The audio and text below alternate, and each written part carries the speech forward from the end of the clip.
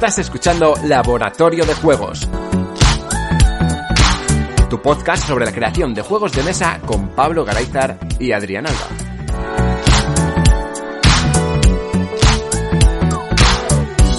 Bienvenidas y bienvenidos a un nuevo programa de Laboratorio de Juegos. Yo soy Adrián Alba y como siempre tenemos al otro lado de la línea a Pablo Garayzar. Hola, Pablo. Hola, ¿qué hay? Y hoy traemos una entrevista para un invitado que lo cierto es que, aunque le he conocido por redes y he jugado a un juego suyo, no me esperaba tenerlo por aquí tan pronto. Bueno, tan pronto llevamos ciento y pico programas y yo creo que ya nos vemos con el empaque suficiente como para traer a Pepe Pedrar. Exacto, pero estás presentando desde tiempo. Me refiero a tan pronto respecto desde que yo lo he conocido hasta que está aquí. Vale. Vale, que me parece perfecto. Ahora sí, tenemos como invitado a Pepe Pedraz. Hola, Pepe. Muy buenas a todas y a todos. Y muchas gracias, Pablo y Adrián, por tener el placer de invitarme. Y para mí, pues también es un placer compartir espacio-tiempo con vosotros dos. Sí que es verdad que a mí lo que me pasa es eso. Es que Pepe ha hecho tanto por el diseño de juegos de mesa que igual me hacían falta 100 programas. No te creas, no te creas. Ya te digo yo que no hacía falta ninguno, la verdad. Pero para no ser un advenedizo y directamente traerla al programa. Pero sí, yo creo que todo lo que vamos a comentar hoy es parte de nuestra más sincera admiración. La gente que lee Telegram ya sabe que soy muy fan. Que estaba haciendo mucho proselitismo de tu causa porque creo que en este mundo del diseño hay mucha gente que vende cosas que no son y en tu caso es justo lo contrario. Te vendes demasiado poco para todo lo que eres. Bueno, también depende a quién le preguntes. Habrá opiniones encontradas acerca del mismo tema. Agradezco mucho tus palabras, Pablo, pero bueno, yo creo que hay muchísimas personas diferentes que aportan muchísimas cosas al mundo de diseño de juegos analógico. Y entre ellas, pues bueno, Adrián con su canal y sus aportaciones y tú en tus diseños de juegos, porque Pablo también tiene conocimiento de diseño de juegos como atestiguan sus productos. Varios, no uno ni dos, varios. Sí. Pues normalmente las entrevistas las suele conducir más Adrián y solemos hacer algunas preguntas pues muy típicas de cómo empezaste en el mundo de diseños de juegos de mesa o cuáles fueron tus primeros prototipos. No sé si te apetecería empezar por ahí. Es que esto es una historia bastante larga. A ver, en primer lugar, a mí me flipan los juegos de mesa, pero yo he de reconocer que si me gusta algo especialmente son los juegos de rol y los juegos narrativos. O sea, mis inicios, al contrario que mucha gente, se basan en Warhammer Fantasy, Warhammer 40.000 y el MERP, el Señor de los Anillos, el Libro Rojo y Ars Magica, heredado de mi hermano. Yo tengo un hermano que tiene 11 años más que yo y yo fui por detrás recogiendo pues todo lo que iba dejando y pues mi hermano era jugador de juegos de rol y yo pues iba ahí tragándome todo. Parte de Manowar, la música y eso, pues el Warhammer y los juegos de rol. Bueno, eso pues me ha acompañado toda mi vida. Eso también caí y ahora lo he recuperado en las Magic en los 90 y eso fue pues modelándome con el Battle Master, etcétera, y es algo que siempre me ha acompañado. Claro, a la pregunta de cómo caí yo en el mundo del diseño de los juegos de mesa y los juegos de rol, pues me puedo remontar a hace pues 12 o 13 años. Yo soy autónomo y me dedico en exclusividad a esto, pero yo antes pues era una persona con un futuro prometedor, como siempre digo, y trabajaba pues por cuenta ajena en una organización, en una empresa. Y allí se acercó una persona que empezó a hablar de un término que supongo que conoceréis todas las personas que nos escuchan y vosotros dos, que era la ludificación, la gamificación. Claro, pero yo no tenía ni idea de lo que era eso. Te hablo de 12, 15 años, cuando trabajaba en un grupo francés, en el grupo Saint-Gobain. Y claro, empezaba a decir pues que jugando se podían aprender cosas y tal, y te vendía una moto que era maravillosa y extraordinaria. Y yo flipé en colores porque en aquel entonces pues yo seguía jugando. Yo siempre he jugado a videojuegos, a juegos de mesa, a juegos de rol. Siempre he jugado y decía que yo puedo unir estas dos cosas y tal. Y entonces pues me empezó a picar el gusanillo de diseñar cosas. La gracia está en que mi entrada en este mundo del diseño no empezó desde la flipación, como digo, sino que empezó desde la frustración. Hay gente que entra porque le flipa y quiere hacer buenos diseños y se inspira en buenos diseños, y yo entré por la puerta de atrás, entré por el fracaso más absoluto. Que es el primer ejemplo que vi, fue un fracaso absoluto, un fiasco y un diseño de todo lo que no se debe hacer en un diseño, en este caso basado en juego, no tanto como un juego de mesa, ¿no? Pero yo empecé pues a estudiar los elementos, los componentes, las motivaciones. Quizá todo el mundo empieza a diseñar basándose en el modelo MDA, ¿no? De mecánica, dinámica, estética, es más experiencia. Empiezan más por la experiencia, luego pasan a la dinámica y acaban entendiendo lo que es una mecánica, y yo entré por el otro lado, por la mecánica dinámica, y luego pasé a la experiencia, ¿no? Empecé a estudiar mecánica. Bueno, y fue porque ese proyecto que nos presentaron y empezamos a hacer basado en juegos, pues fue un fracaso absoluto. Fue un fracaso de tiempo, de dinero, de inversión, pero yo mismo me dije, oye, pues yo creo que esto podría funcionar y realmente podríamos hacer cosas guays mediante los juegos para educación, para cultura, para cualquier tipo de ambiente, ¿no? Y podemos aprender mucho del juego como divertimento, ¿no? Porque al final el propósito de un juego final es divertirse. No es que la gente aprenda algo ni que la gente se motive, pero eso hay subgéneros y hay diferentes especialidades, pero del divertimento del juego podemos aprender muchas cosas. Y hace pues 12 años, 10 años, me puse a estudiar el único máster que había de ludificación y transmedia storytelling, y ahí empecé con todo. Empecé a abrir el blog, que es a la luz de una bombilla, en su versión proto, reproto, proto, y me dije, joder, Pepe, si tú durante una semana no puedes escribir una entrada semanal sobre algo relacionado con el diseño de juegos durante un espacio de 5 o 6 años, es que no tienes nada que decir. Pero claro, yo sentarme y dar una charla con vosotros es fácil, porque te miras 3 cosas, pero joder, todas las semanas publicar una entrada de diseño de juegos escrita con algo que aportar de lo que sea, que no sea una reseña de un juego, pues se me antojaba más complicado. Y al final, obligarte a hacer eso te nutre, ¿no? Te obliga a leer mucho, a ver. Y ahí es cuando empecé a nutrirme muchísimo de muchas cosas. No solo de las cosas que me gustaban, sino de cosas que no me gustaban, de autoras y autores con los que no coincidía, pero tenían diferentes visiones que me podían nutrir. Y ahí empecé a trabajar. Y el blog pues fue creciendo de una manera natural, que se convirtió en web, y ahora pues desde hace 8 o 9 años se ha convertido en mi proyecto de vida. Yo me dedico en exclusividad a diseñar experiencias basadas en juego.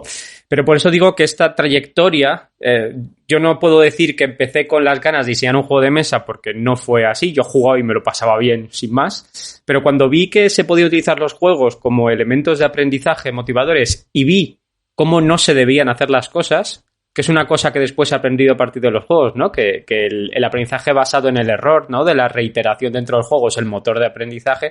Pues dije, joder, pues igual se pueden hacer cosas chulas. Y a partir de ahí, pues fui creciendo y fui entrando en este vasto mundo. O sea, partiste a partir de aquí solamente se puede mejorar, solo cabe la mejora, ¿no? O no, o seguir igual de mal y ya está. O sea, quiero decir, porque también se podría decir que todo lo que haces es maravilloso, ¿no? Pues metes la zarpa entre 57 millones de veces y 84.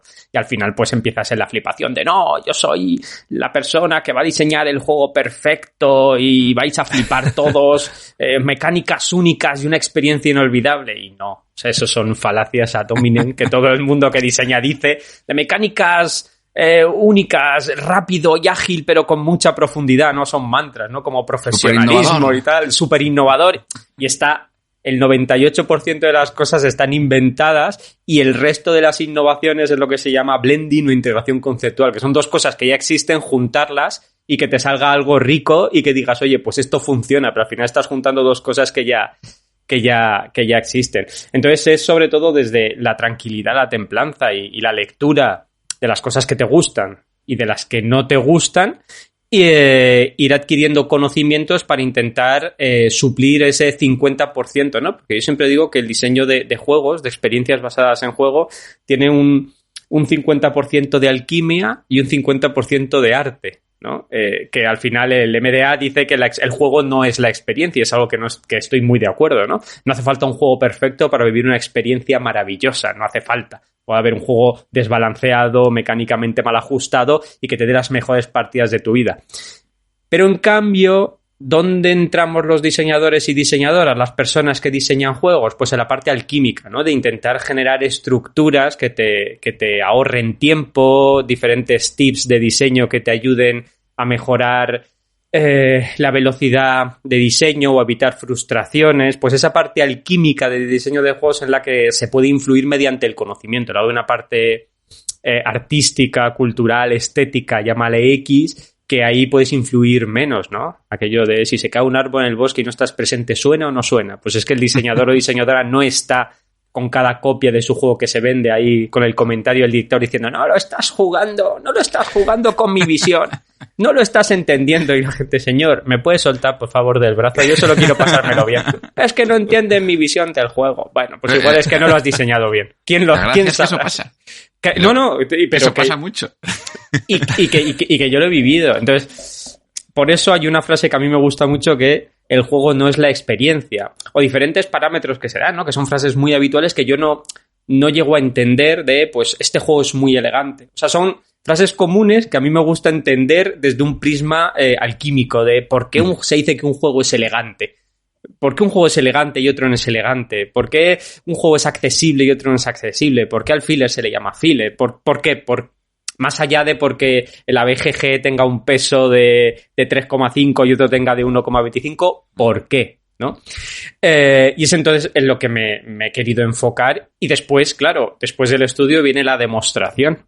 Porque un PowerPoint, en mi anterior trabajo mi jefa decía, no, Pepe, tú no te preocupes que un PowerPoint lo aguanta todo. O sea, quiero decir, eso un manual lo aguanta todo. Tú puedes decir lo que te dé la gana, ponerle un manual y has escrito un libro y eso lo aguanta todo. Pero lo jodido, lo complicado es hacer lo que tú predicas que se debe hacer, ¿no? Porque hay muchos autores y autoras, más autores también te digo, que publican muchos libros y después mira su obra referencial y dice, no, a ver lo que ha hecho, a ver si tiene trascendencia y no ha hecho nada. Y dices, jolín, pues hay una disociación aquí entre lo que me dices que tengo que hacer y luego lo que tú no haces, ¿no? Y eso es lo que más miedo da. Quiero manejar esa parte alquímica, pero luego tengo que dar el paso y quiero hacer proyectos, quiero hacer mis propios juegos, quiero hacer esto, quiero hacer aquello y necesito que funcione. Y cuando digo que funcione es que la acogida dentro del nicho de mercado al cual va dirigido tenga cierta aceptación, la gente lo pueda valorar, o cuando la gente juegue algo que no está acostumbrado diga, ostra, esto mola y esto es diferente. Porque entonces tus argumentos o tus propuestas pues tienen cierta validación desde la practicidad o desde la experiencia y eso te da más empaque para poder seguir proponiendo cosillas. No solo eso, sino que es palpable, porque pueden coger eso que ya tienes diseñado, producido en lo que sea, y lo pueden probar en sus propias carnes y decir, oye, esto que me está contando realmente está aquí y lo puedo probar. O lo claro, puedo leer, sí, y sobre todo para ti como persona que, joder, yo ahora que estoy con los pequeños kits narrativos y tal, para mí escribir un libro de teoría no es fácil, porque un libro de teoría es un libro de teoría y es teoría, que por desgracia muchas veces tiene entre 800 metros y 800.000 kilómetros de distancia con la práctica, ¿no? Y es complicado, porque yo me he leído muchos libros de teoría que a la hora de intentar llevarlos a la práctica es técnicamente imposible, porque te dice una serie de tips, primero que son inalcanzables y segundo que son 500. Entonces, yo no puedo atender a 500 parámetros diferentes para llevar algo a la práctica. Y después, usted, persona que me da esto, ¿me puede enseñar algo con lo que me ha propuesto, no? Es como cuando te estás jugando al Diablo 4 y dices, no, porque esta build, esta construcción de personaje es la leche, pero si no veo una partida de tu personaje, pues no sé si es buena o no es buena. Pues con los libros pasa lo mismo, ¿no? Hasta que yo no he ido probando, ajustando, tirando, rompiendo, rehaciendo, no he podido poner en entredicho cosas que he leído de Jesse Sell, de Mijo King, de Nicole Lázaro, o de diferentes autores y autoras, de decir, joder, pues esto a mí sí me sirve, o esto creo que es bueno y es práctico, y esto pues no lo termino de ver porque creo que esto de en tu cabeza sonaba genial, y en un libro suena perfecto, pero luego cuando lo quiero entender y recortar una carta o hacer algo, me cuesta mucho llevarlo a la práctica. Y, joder, pues mira, una cosa tan básica como cuando yo empecé en esto, yo digo mecánica de juego y todo el mundo dice, muy bien. Y yo digo, pues ahí me puede definir lo que es una mecánica, y ahí empiezan los problemas severos en el mundo del diseño. Una mecánica es los que son más bohemios, imagínate, es la intencionalidad del diseñador, es un sistema de comunicación abierto. Uf. Muy bien, perfecto, pero me lo puedes definir si no es mucha molestia. Y otros son más prácticos. Entonces, llegar a puntos de unión en ese aspecto entre lo que es una mecánica, lo que es una dinámica, lo que es un componente, lo que es un elemento, cómo esas 4 cosas confluyen en el propio juego y afectan a las diferentes partes. ¿Cuándo se define que un juego tiene un buen onboarding? ¿Cuándo defines que el mid-game es bueno? ¿Cuándo debe terminar un juego? ¿Lo que es un juego elegante? ¿Cuántos propósitos tiene un juego? Esas tonterías que todo el mundo habla habitualmente, intentar tener una base para poder tener una argumentación, una conversación y poder cambiar y sobre todo elaborar estructuras y marcos que puedan servir a otras personas, que es mi caso, ¿no? Entonces, pues por eso, dime. Te voy a entretener. Aprovechando este momento, hay muchas veces que aquí en este mismo programa yo he intentado definir dinámica. La dinámica en mi cabeza está súper claro. Lo que es una dinámica. Yo digo, esto es la dinámica, pero no lo sé describir. Aprovechando que lo has mencionado, que es como un elemento de todo este diseño y demás, ¿tú cómo definirías la dinámica? A ver, para entender la dinámica hay que entender los 4 pilares básicos, ¿vale? Los 4 pilares básicos son la mecánica, el componente, el elemento y la dinámica, ¿vale? Que tú dices, Pepe, yo te estoy preguntando una cosa, sí, pero bueno, hay que poner contexto. Para entender la dinámica hay que entender la mecánica, porque la dinámica surge a partir de la mecánica del juego, ¿vale? Hasta ahí, si no estáis de acuerdo, pues se puede debatir esto, ¿no? Para entender la mecánica tengo que ir un paso atrás y tengo que saber lo que es un componente o un elemento, ¿vale? Va en cascada todo. Sí. La diferencia, el problema es que la gente pues solimos confundir, yo el primero, entre lo que es un componente y lo que es un elemento de juego. El componente de juego son los dados, los tableros, los meeples, el mando de la consola, el joystick, las gafas de VR, los elementos tangibles que permiten ese poder de la tangibilidad dentro del juego, ¿no? Que permite la manipulación, etcétera, etcétera. En cambio, el elemento es algo mucho más complicado y es algo etéreo y son las piezas estas, los bloques de Lego que dice Isidro Rodrigo, que fue un profesor que tuve yo que me encantó, que conforman el front de un juego, ¿no? El HUD de progreso, los marcadores de puntuación, que es una cosa abstracta pero que tú vuelcas en el componente de juego. Un dado es abstracto hasta que tú dices que ese dado es un trabajador, ¿vale? Entonces ya estás generando un elemento vinculado a un componente. Bueno, una vez que tenemos eso, vamos el paso a la mecánica. ¿Qué narices es la mecánica? Pues la forma que tiene la persona que juega de relacionarse con el juego. Y eso a mí me gusta mucho, como lo hace Joe King, porque los denomina como verbos, ¿vale? Es un verbo, es lanzar, apostar, gestionar, etcétera, etcétera. Y a eso se le hace un sumatorio en fórmula de verbo más elemento componente. Cuando yo digo lanzar dados, estoy generando una mecánica de juego. Cuando digo forzar la suerte, estoy generando una mecánica de juego. Cuando digo mover por el tablero, estoy generando una mecánica de juego, ¿vale? Y ahora damos el siguiente paso, que es que en base de las mecánicas, que es la forma que tiene el jugador o jugadora de interactuar con el juego, se generan las dinámicas de juego, que es la forma que tiene el jugador o jugadora de relacionarse con el resto de jugadores y jugadoras de la mesa. ¿Cómo se relacionan? ¿De forma libre? No, es una forma de sumisión, basándonos en los placeres de Leblanc, que uno se llama sumisión. Todos nos relacionamos conforme a la sumisión que nos da el reglamento de juego y las mecánicas. Es decir, yo me relaciono con el juego y mi compañera se relaciona con el juego y a la vez que nos estamos relacionando con el juego nos relacionamos entre nosotros de manera horizontal. Por eso se llama que el espacio de juego es un lugar seguro, el círculo mágico, donde la horizontalidad está presente y no hay nadie por encima de otro, o no debería haberlo. Con lo cual, la dinámica de juego es la forma que tenemos las personas que jugamos a un mismo juego de relacionarnos entre nosotras, basándonos en el reglamento y las mecánicas definidas. Mejor más imposible. Claro. Bajo mi punto de vista y mi experiencia. No, es que yo lo veo exactamente igual de la forma que lo has descrito. Lo que pasa que es tan difícil expresar. Cuando yo digo la dinámica, siempre digo, la dinámica es lo que te genera la suma de todas las mecánicas en la mesa. Y es como, no sé cómo explicártelo para que lo entiendas. Y creo que la explicación que has dado ha sido perfecta mucho más coherente o mucho mejor razonada, ¿no?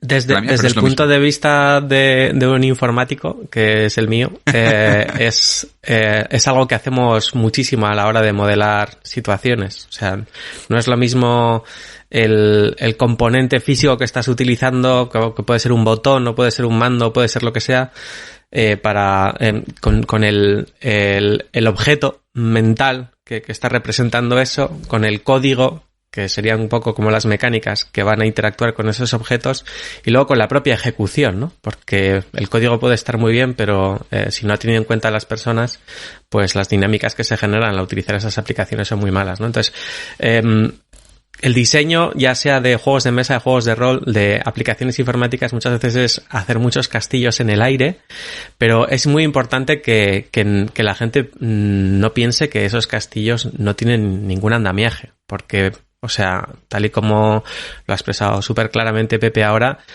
hay que tener muy claro cuál es el propósito de cada uno de los elementos que introducimos en el juego, en qué y cómo se van a imbricar todos ellos en hacer algo que tenga cierto sentido. Y pues si algo lo estoy utilizando para un determinado sentido y va a funcionar una mecánica, pues vamos a pensar también, como dice Pepe, en los verbos, ¿no? Que elicita ese tipo de elemento y tal, ¿no? Y ese tipo de cosas muchas veces hay gente, sobre todo gente que juega mucho y que diseña poco, que dice, eso son pajas mentales, al final le dais muchas vueltas a cosas que son muy sencillas y tal, y yo creo que no. Yo creo que tener un vocabulario exacto, preciso, que a veces no es posible que tenga fronteras muy claras, sino que a veces pues es simplemente una cartografía difusa, nos ayuda muchísimo a diseñar mejor y sobre todo a detectar errores, que es a veces lo que nos impulsa a iterar otra vez y a mejorar lo que estamos haciendo, ¿no? Yo, sin embargo, sí creo. A ver, yo puedo estar de acuerdo en que hay mucha gente que le damos muchas vueltas. Yo le doy muchas vueltas a las cosas. Yo hasta llegar a estas definiciones, pues llevo 8 o 9 años. Y yo cuando empecé pregunté lo que era una mecánica y eso que era como un tema tabú. Lo que pasa es que también entiendo que cuando tú diseñas lo puedes hacer por inspiración divina o por intuición o lo puedes hacer por método. Yo soy partidario de hacerlo por método. Es decir, yo tengo mi método de diseño y me ahorro trabajo y frustraciones. Si lo hago por inspiración, lo que te puede pasar es que tú creas que has hecho algo que es la repanocha, porque por inspiración o por intuición tú crees que esto funciona, pero luego caes en la frustración más absoluta por un trabajo muy desarrollado que luego no ves volcado en la realidad. El método lo que te permite es crear productos mínimos viables, es hacer pues una cascada de trabajo para decir, invierto poco tiempo para ver si el esfuerzo vale la pena. Luego lo amplío un poquito más, lo voy ampliando, añado mecánicas complementarias y poco a poco construyes un juego generando diferentes etapas. Si lo haces por intuición, pues vas a generar todo a la vez en función de lo que te gusta, lo que no te gusta, lo que vas haciendo, lo que no vas haciendo. Vas a decir, es que le das muchas vueltas y tienes razón, le doy muchas vueltas porque ya me he frustrado demasiadas veces y claro, como he frustrado demasiadas veces, intento evitarlo porque, y aquí viene el problema, yo ya no diseño juegos porque me hace ilusión tener mi juego. Mi profesión es diseñar juegos. Y como mi profesión es diseñar, más que juegos, experiencias basadas en juego, que también diseño juegos, yo necesito tener un método de trabajo. No es, joder, tengo mi juego, Adrián, y me hace mucha ilusión que se publique. Pues es que lo hago por intuición, porque como me hace mucha ilusión, pero cuando es tu profesión, necesitas tener un método, más o menos, no definitivo, pero tienes que ir puliéndolo. Cuando recibo un encargo, ¿qué es? Un juego de mesa, un juego de rol, un escape room. Pues en función de cualquiera de las tres, tengo que tener mis elementos clave. Pues si es un escape room, sé que tengo que tener un enigma, un candado, un bloqueo, que normalmente es un candado, y el código de activación. Los enigmas pueden ser de 4 tipos, los códigos de activación pueden ser de 3 tipos y los bloqueos hay 18 tipos de bloqueo. Hago combinaciones de los 3 y me salen 57 enigmas diferentes. Los 57, ¿en qué temática lo queréis? Casas encantadas, me saco los clichés de las casas encantadas y asocio un cliché de cada casa encantada a un tipo de enigma. Ya tengo la base hecha, pero necesito tener ese método en la cabeza, porque si no lo que voy a empezar a hacer es, venga, pues a ver qué se me ocurre. Ah, pues esto es divertido, esto no. Y tardas 18 veces más. Por eso, ¿Y si pero jugamos vaya. con una hormigonera? No, pero que quiero decir que pasa en el diseño de juegos y pasa en todos los aprendizajes. Una cosa es que tú dices, pues voy a aprender, yo qué sé, punto de cruz. Y lo voy a hacer pues por intuición. Porque he visto a mi padre o a mi abuelo o a mi abuela o a quien sea muchas veces coser y como lo he visto muchas veces puedo repetirlo.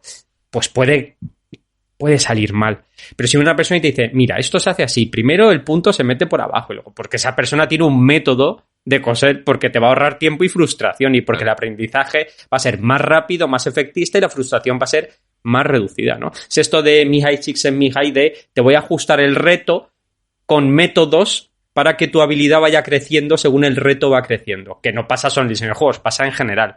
Lo que pasa es que como el diseño de juegos está vinculado con el juego, el juego es ocio y es entretenimiento, y el ocio y entretenimiento pues tiene ese halo de no se puede modelar ni se puede estructurar porque es ocio y es etéreo y tal, pues a veces se ve mal, pero pasa con todo, pasa con absolutamente todo. Tú quieres aprender algo y para el 99% de las cosas hay un método de aprendizaje. Cada uno tendrás un método, pero hay un método. Si cada uno tiene un hobby o tiene educación no formal que va a hacer lo que quiera, pues yo qué sé, desde montar en bicicleta, lo que sea, hay un método. Eso pasa con todo. En videojuegos también pasa, muchos videojuegos que son competitivos, pues lo mismo, yo juego al juego, pero claro, es para pasármelo bien, entonces pues juego como me apetece, hago las cosas como me da la gana, pero realmente si tú quieres evolucionar en ese videojuego porque es, yo qué sé, juego competitivo a nivel mundial, hay un método para jugar también, y tienes que seguir ese método, o si no vas a poder llegar a ese nivel de competitivo o lo que sea. O hay varios métodos, o sea, quiero decir... Sí, puede haber más de uno, obviamente. O hay varios métodos en función de la persona que enseña el método, porque al final la gracia está en que cada libro que existe de cualquier tipo de afición, de cualquier tipo de aprendizaje, está escrito por una persona que a su vez ha leído varios libros, ha juntado lo mejor de cada libro, que a su vez ha hecho lo mismo con los anteriores, que a su vez hubo una persona que escribió un libro y ese fue el método único y luego se empezaron a ver diferentes métodos. Pero vamos, yo ahora estoy jugando a Commander con las Magic y tú puedes comprarte una baraja de Commander y gastarte 50 pavos y jugar y perder el 95% de las partidas o decir, voy a seguir el método que es qué tipo de baraja me quiero hacer, me meto en las cartas que mejor comban entre ellas y voy viendo qué modificaciones pequeñas puedo ir haciendo, que es lo que hacen algunas personas. Depende de hasta dónde tú quieras llegar, puedes entrar más o menos en el método. Y en el diseño de juegos, pues para mí se parece en algo que hay métodos. Entonces tú vas cogiendo lo que más te gusta de cada uno. Y ya está. Bueno, hablando de métodos, vamos a hablar de los tuyos. Antes has dicho que hay libros escritos por una persona, pero justo luego lo has explicado y a mí me gusta utilizar libros escritos desde una persona, ¿no? O sea, desde tu mirada, desde tu visión. Y hablando de tu mirada con respecto al diseño de experiencias lúdicas o basadas en juegos, me gustaría que nos comentaras un poco los dos pequeños kits de diseño que has sacado. Creo que tienes más, o sea, que va a ser una tetralogía, ¿puede ser? Sí. Sí, a ver. Cuéntanos, empezaste con el de narrativo, porque yo creo que la cabra tira al monte, pero el que más nos puede quedar de cerca para los juegos de mesa, porque muchas veces se pone mucho más el peso en la parte mecánica, es el que acabas de sacar, ¿no? Que lo tienes recién salido del horno. El de...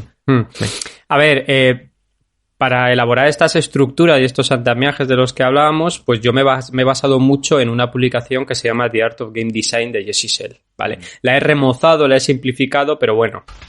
Yo lo que hablo siempre, cuando hablo de diseño de juegos, hablo de existe una tétrada.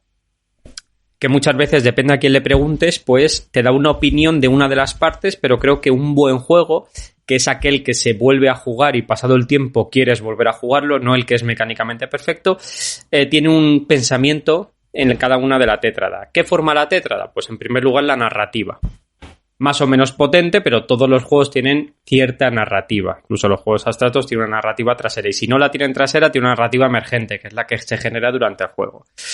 Otra parte son las mecánicas de juego, ¿no? Que es la forma que tiene la persona que juega de relacionarse con el propio juego. Luego tenemos otra que es la experiencia de juego, que, aunque parezca mentira, no tiene absolutamente nada que ver con la mecánica de juego, que son las sensaciones que vive una persona cuando juega un juego. Y eso se deja influir por los sentidos, por el arte. Son videojuegos, hay un libro que me gusta mucho de Steve Swing, que creo que se llama Game Feel, que es no sé la traducción exactamente, le llamo experiencia, pero es Game Feel. ¿vale? El cómo te habla el juego a través de las ilustraciones, a través de las músicas, a través del gramaje de las cartas, a través de muchas cosas el juego también te habla y te da un mensaje, ¿no? Y sobre todo, como muy bien ha dicho Adrián antes, pues a través de las mecánicas el juego te habla mucho, ¿no? Y por último tenemos los medios, que yo sí se le llama technology, pero yo como soy más de analógico me lo he traído al castellano como medios, ¿no? Que ¿es importante la producción de un juego para que ese juego vea la luz y para que se venda? Pues evidentemente sí. Muchas veces los diseñadores y diseñadoras, las personas que diseñamos, queremos que el juego sea siempre queremos un juego muy grande. Si es de rol, tapa dura. Si es un juego de mesa, pues quiero que tenga monigotes gordos y tal.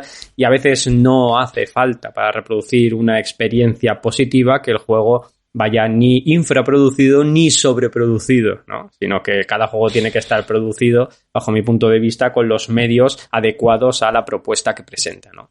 Así pues en el futuro las 4 publicaciones será el pequeño kit de diseño narrativo, el pequeño kit de diseño mecánico, pequeño kit de diseño experiencial y el pequeño kit de diseño de medios, donde en unas pocas páginas explico cómo desarrollar un juego desde cada uno de los 4 prismas, que se puede consumir de manera independiente, pero leyendo los 4 del tirón, pues haces una composición de lugar de lo que podría ser un proyecto basado en juego, una experiencia lúdica, etcétera, etcétera.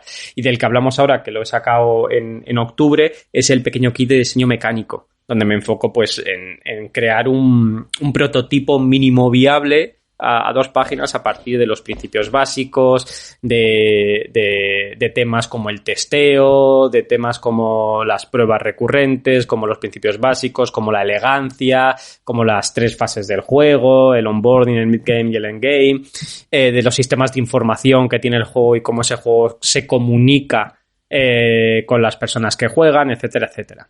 Entonces, en concretamente, pues me enfoco en la relación que tiene la persona que juega con el juego. Es una perspectiva puramente mecánica. Y más o menos, ¿qué nivel esperas de la persona que te lea? Es decir, ¿una persona que no ha diseñado nada podría entrar en este tipo de kits? ¿O crees que conviene pues haber leído alguna cosa antes? ¿Cómo, o sea, cuando tú escribes, ¿a qué tipo de lector o lectora te estás refiriendo? A ver, yo para eso sí tengo un problema y es una crítica recurrente de los libros. Yo escribí hace 2018, creo que salió Aprende Jugando, que salió con Penguin, que era un libro muy raro, porque era un libro de teoría, era un libro rarísimo, porque era un libro de teoría, pero no era un libro de teoría, ¿no? Se podía leer en familia, había partes que había una historia, pero embebidas en otras partes que era teoría. Y yo tengo en mi mente algo que creo que es importante en los juegos, y yo cada vez envejezco como todo el mundo y cada vez veo las bondades de la accesibilidad y no sé si llamar filler, pero de cuanto más elegancia mejor, ¿no? Cuanto menos componentes encima de la mesa, menos tablerotes gordos, menos pereza me da montar un juego, que creo que es un problema que tenemos todos, ¿no? Que te compras los juegos con mucha ilusión y los libros con mucha ilusión, y una vez que ves la caja y dices, lo tengo que montar, dices, esto, si no tuviese 18.000 cosas más que hacer, pues igual le dedicaba tiempo a esto. Pero me está dando una pereza importante sacar las 547 cartas, 853 meeples, 237 tableros, juntar a 2 personas y dedicar 25 minutos a explicar las reglas que se han dormido, que a mí se me han olvidado, y interrumpir el juego 57 veces porque tengo que mirar el manual. Y encima no hay hoja de referencia y es, no me apetece. Pues con los libros de teoría pasa exactamente lo mismo. Los libros de teoría están escritos, los que yo me he leído, desde una perspectiva de sapiencia, ¿no? De erudición. El problema de ese problema de erudición es que comparten mucho con los artículos científicos, ¿no? Que tú te los lees y son ásperos, son duretes de asimilar, ¿no? Para la población media, pues tú te lo lees y dices, se me está haciendo bola. Quiero decir que igual una persona que es especialista, pues no se le hace bola, pero una persona normal de la calle que igual quiere aprender sobre algo, se le hace bola. Entonces, uno de mis ejes de trabajo principales es intentar reducir a la simplicidad más absoluta todo lo que leo. Que a veces sale bien y otras veces sale mal. ¿Esto qué quiere decir? Que si tú coges el pequeño kit de diseño narrativo, que está escrito como un libro de Elige tu propia aventura, cualquier persona, aunque no tenga ni idea de narrativa, puede construir un mundo entero y unos personajes. Porque está escrito con un libro de Dije tu propia aventura. De hecho, al principio del pequeño guía de diseño narrativo pone: no leas este libro en orden, ve leyendo los capítulos y si quieres saber más, pues pasa al capítulo 17 si quieres construir los personajes. Si no los quieres construir, pasa a no sé qué. El pequeño kit de diseño mecánico yo te diría que es recomendable para cualquier persona que quiera saber qué es eso de diseñar juegos. En cambio, no es recomendable para cualquier persona que diseña habitualmente juegos. Es así de sencillo. Porque no pretendo dar una clase magistral, primero porque no tengo el conocimiento oportuno sobre diseño de juegos, y segundo porque no me interesa enseñar a una persona que ya diseñó 57 juegos lo que es el diseño de juegos, ¿no? Al final yo creo, bajo mi punto de vista personal subjetivo, que en ningún caso representa el conjunto de opiniones de nadie, que la divulgación trata de eso, de acercar temas que nos apasionan a personas que no conocen esos temas que nos apasionan. No de decir, mira lo inteligente que soy, mira cuántas palabras soy capaz de meter en un libro para que tú no te enteres de nada. Entonces, por eso le llamo pequeño kit de diseño, porque quiero dejar claro que es un pequeño kit de diseño que es barato, está en grapilla, es portable, es rápido de mirar y es fácil de leer. De hecho, mis libros en general, te los puedes leer tranquilamente en una tarde. En general, te los puedes leer tranquilamente en una tarde. Entonces, yo diría que sí, porque la idea con la que yo escribo estas cosas es que sí. Es que las personas que empiezan, que quieren empezar, que no tienen ni idea, que se quieren acercar, incluso que han hecho sus primeros pinitos y que esa frustración les ha invadido, tengan un marco de referencia personal, que es en el que yo me he basado, para que puedan empezar a construir y a romper el kit, a modificarlo, a cambiar, a entender cosas que a mí me costaba entender, ¿no? Como qué es la elegancia de juego, cuáles son los principios básicos, cómo se estructura un juego por etapas, cómo tengo que poner yo la información que quiero que el jugador o jugadora perciba durante el juego. Pues todo eso está en el kit a un precio razonable, porque al final los libros de teoría, pues por desgracia también son caretes, ¿no? De 60 pavos o 70 no baja un libro de teoría, en general. Así que yo te diría que sí, Pablo. Sí, en tu caso no llega a 16 euros, ¿no? O sea, es una diferencia brutal. Sí, porque también hago una cosa muy cuca, que es, tú cuando te compras un libro de teoría te lo comes entero. Quiero decir, te compras tus 300 páginas, te lo jamas. ¿Aprovechas las 300 páginas? Pues no. Entonces yo sé que hay gente que la narrativa le interesa 3 o menos y hay gente que la mecánica le interesa 3 o menos. Y hay gente que le interesan las dos cosas. Pues saco piezas independientes que si quieres cada pieza independiente, pues si compras las 4 partes te va a costar lo mismo que un libro de diseño, pero si no te interesan las 4 partes, pues te las puedes consumir independientemente como te apetezca y ya está. Uh-huh. Al final son piezas muy pequeñas. Me dicen, no, Pepe, es que ocupa poco espacio. Sí, pero si luego lo ves con perspectiva, si cada libro son 64 páginas, lo multiplicas por 4, pues ya tienes el librato de petete ahí, pero que a mucha gente no le interesa. Joder, incluso cuando das clase o das una formación y recomiendas un libro, cuesta, porque mucha gente tiene 20 y pico años, porque no tiene paste, porque no se van a dejar 60 pavos en un libro de diseño de juegos en inglés, aunque ahora va a salir en castellano. Ostras, cuesta que la gente haga esa inversión. Pues bueno, si con 15 euros se puede conseguir que hagan una pequeña inversión y que se acerquen, pues mejor que mejor. Y si no, pues tampoco pasa nada. También es otra forma que tengo de plasmar mis ideas, ¿no? Porque mucha gente hablamos desde el PowerPoint, pero luego cuando queremos que nuestra metodología o lo que pensamos, o llámale X, se consuma después, solo hay un PowerPoint. Yo PowerPoint es muy cutre. O sea, quiero decir, no vas a decir, ¿cómo diseñas tú? No, espera que te envío mi PowerPoint. Para mí es una forma también de estructurar mi discurso. O sea, estructurar mi discurso pasa por hacer un índice y unos contenidos, que no es fácil. Una cosa es que yo pueda hablar con vosotros dos o vosotros dos conmigo en una charla, y otra cosa es que yo sea capaz de articular un discurso sobre algo en un libro y que además ese discurso ayude a entender a otras personas mi visión y me conozcan más. Y además, después de escribir eso, también tengo yo más claro mi discurso y lo que tengo que decir. Al final es una retroalimentación positiva, porque los kits yo me lo maqueto. O sea, yo el kit lo escribo, me lo maqueto y con el refugio me lo distribuye. Pero eso me ayuda mucho también a la labor de pequeño kit de desarrollo de medios. Pues también me obliga. 7 días de travesía lo he maquetado yo, lo edité yo, ellas lo edité yo, lo que dejamos en nuestro hogar lo edité yo. Todo eso me ayuda a crear este entramado personal de retroalimentación, de estructurar mi discurso, tener las cosas claras, no pasarte de páginas, saber hasta dónde llegar. Al final, si tienes... Pepe, pues tienes... Nada, tú escribe que ya paramos. Eso es lo peor que le puedes decir a un ser humano. No pasa nada, tienes ilimitadas páginas. Pues si yo sé que tengo 64 páginas, porque es lo máximo que admite una grapa, pues ahí te ajustas, Pepe. Quiero decir, y si tienes que dar una definición en 3 líneas, la tienes que dar en 3 líneas. Y si no eres capaz, es que igual no lo tienes tan claro, ¿no? Entonces, pues eso.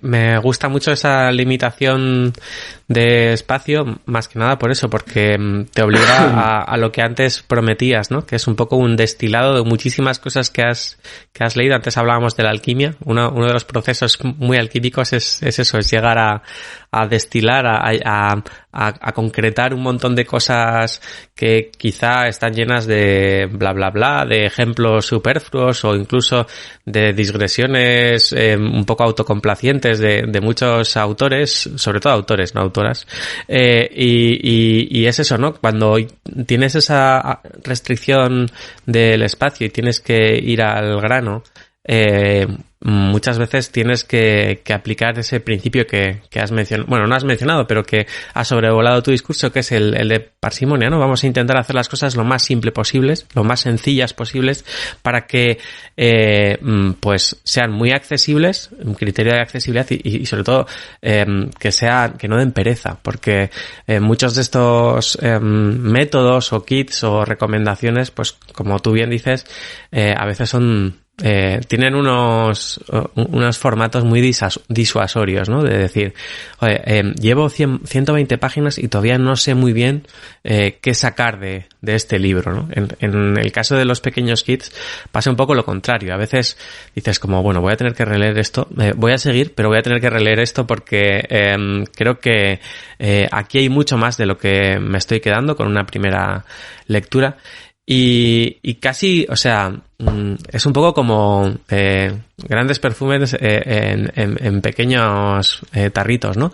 Y en ese sentido, a mí lo que he podido leer del kit narrativo, que yo de narrativa no sé nada, me parece todo útil. O sea, no hay nada...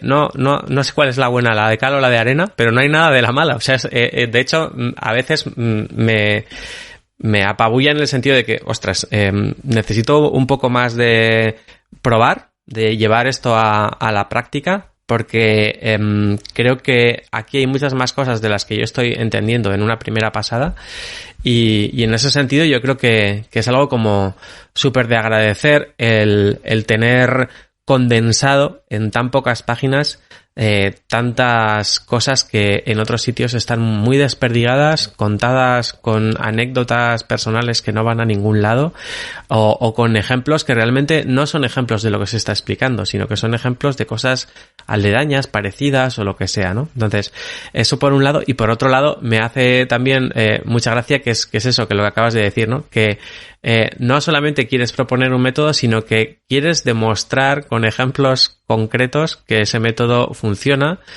pues con tus juegos, incluso con tus ediciones y con todo lo demás, ¿no? Y es eso, por lo que al principio te he dicho, joder, te vendes muy poco, porque o sea, hay gente vendiendo humo, vapor, nebulosas y saliendo mucho más en muchos sitios. Y tú que tienes una labor como muy de... No, esto, o sea, tiene que ser the real thing. El mero diseño de experiencias y pues el libro que quiero hacer es el libro que me gustaría leer, tal. Y entonces, en ese sentido veo como mucha realidad, mucho filtro y mucha condensación. Y poca venta. Quizá te haría falta no un kit de diseño, sino algún tema de esto que a veces hemos hablado en este podcast, ¿no? Es decir, como hay gente que tiene mucho músculo de diseño y poco espíritu comercial. Y viceversa, y en este mundo lúdico pues hay veces que triunfa lo contrario, ¿no? De que hay gente que se sabe vender haciendo trabajos subóptimos. No, yo ahí no lo sé, o sea, quiero decir, no lo sé, yo no lo sé, la verdad es que no tengo ni yo no me puedo quejar. O sea, quiero decir, estoy bien, en mi nicho estoy bien, la gente se compra... ¿Vende miles de unidades? Pues no, pero mis ventas son... El pequeño kit de diseño narrativo va por la 3ª edición, el mecánico va por la 2ª edición, o sea, quiero decir, bien. Y después que, joder, yo trabajo con Penguin y tal, y yo me siento muy cómodo como ¿no? Muchas veces, eso en juegos de rol se habla mucho, en videojuegos también de lo indie, ¿no? Lo independiente, ¿no? En juegos de mesa se habla menos, pero yo creo que... O no, me equivoco, ¿no? Yo en un juego de mesa nunca escuché este juego es indie. No, pues sale por un Kickstarter, pero no, o sea, no sé... ¿No? Pues a mí la autoedición, la autogestión de todo, a mí es algo con lo que yo me siento muy, muy cómodo. Muy cómodo. Yo me hago mis cosas, yo me las maqueto, yo me las edito, yo le pongo las ilustraciones, yo maqueto las portadas, me hago las cubiertas, yo me hago todo. Porque sí, porque me lo paso bien, porque me gusta, porque aprendo muchísimas cosas y porque también me sirve... pues me sirve para aprender de muchos oficios. Yo cuando edité New Life, que estaba con Julia y con Xavi, yo lo maqueté y yo tenía pues la misma idea de, pues yo qué sé, de maquetar que de hacer crochet. No tenía ni la más remota idea y dije, oye, si alguien tiene que sufrir las consecuencias de su inaptitud, que sea yo mismo. Seré yo, ¿no? Y si lo paga alguien, lo voy a pagar yo. Y me maqueté mi libro y a partir de ahí pues fui aprendiendo, fui haciendo, pero con mis libros.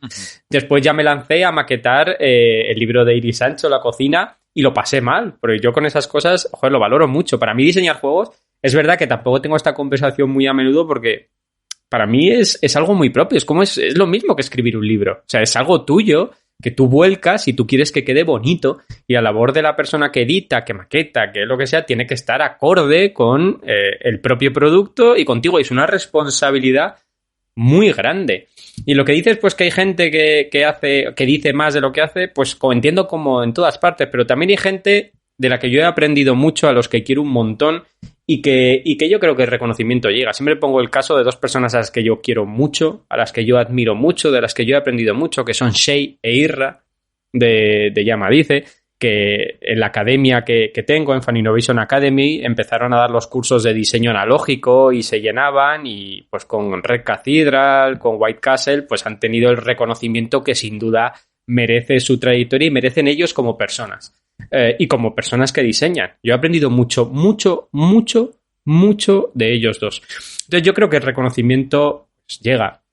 Y la crítica también llega, pero bueno, yo prefiero hacer las cosas y que la gente vaya consumiendo los libros, no porque yo diga comprarlo, lo regalo, un sorteo, no, pues si te gusta lo compras, si no te gusta no lo compras, si te es útil te doy un abrazo, si no te es útil pues no pasa absolutamente nada. O sea, quiero decir, será por cosas inútiles que tengo yo a mi alrededor y que mantengo aquí a mi lado. No me voy a enfadar ni nada. También cada uno pasa sus etapas, ¿no? O sea, quiero decir, al principio tú te flipas, todos nos hemos flipado y hemos querido vender humo. No, porque tengo lo que os he dicho antes, ¿no? Esa de la visión del autor. Pues es una grandilocuencia que tenemos todas las personas de voy a crear el juego con el que yo he soñado jugar toda mi vida. Pues yo creo que no lo vas a conseguir, pero bueno, inténtalo, no pasa nada. Y te voy a cobrar 157 euros y vas a flipar. Claro, o sea, yo tengo mi forma de hacer las cosas, tengo mi mentalidad y tampoco sirvo, es verdad. Esto lo he hablado con muchas personas a las que también aprecio mucho. Y eso de, no, porque esto es la leche y vais a flipar, pues no, tú lo juegas. ¿Te gusta 7 días? Pues lo juegas. ¿No te gusta? Pues no lo juegas. Me da igual. Tú me preguntas cómo lo diseño, yo te hablo de cómo lo diseño. Pero no me vengas a decir, háblame de tu juego y véndemelo. Paso. No me apetece. Tú si quieres te lo compras, si no quieres no te lo compras. Es lo que es y lo que no es, no es. Y si hay partidas, estupendo. Y si no hay partidas, pues mal por mí, porque lo habré diseñado mal. Eso me pasa con los juegos. Yo tengo ya 12 juegos diseñados. Y tú entras en YouTube y entras en muchos sitios y yo sé cuáles son los juegos que funcionan y los juegos que son una regulera del diseño. ¿Y eso cómo lo sabes, Pepe? Porque sé los que se juegan y los que no se juegan. Yo no voy detrás de la gente a decirle, no, juega mi juego, o venga, tengo una demostración. Yo saco el juego. ¿Que las personas lo aceptan y juegan? Bueno, es un diseño competente. ¿Que no lo aceptan y no juegan? Pues hay dos opciones. O me enrabio y te digo, es que no lo habéis entendido. O digo, claro.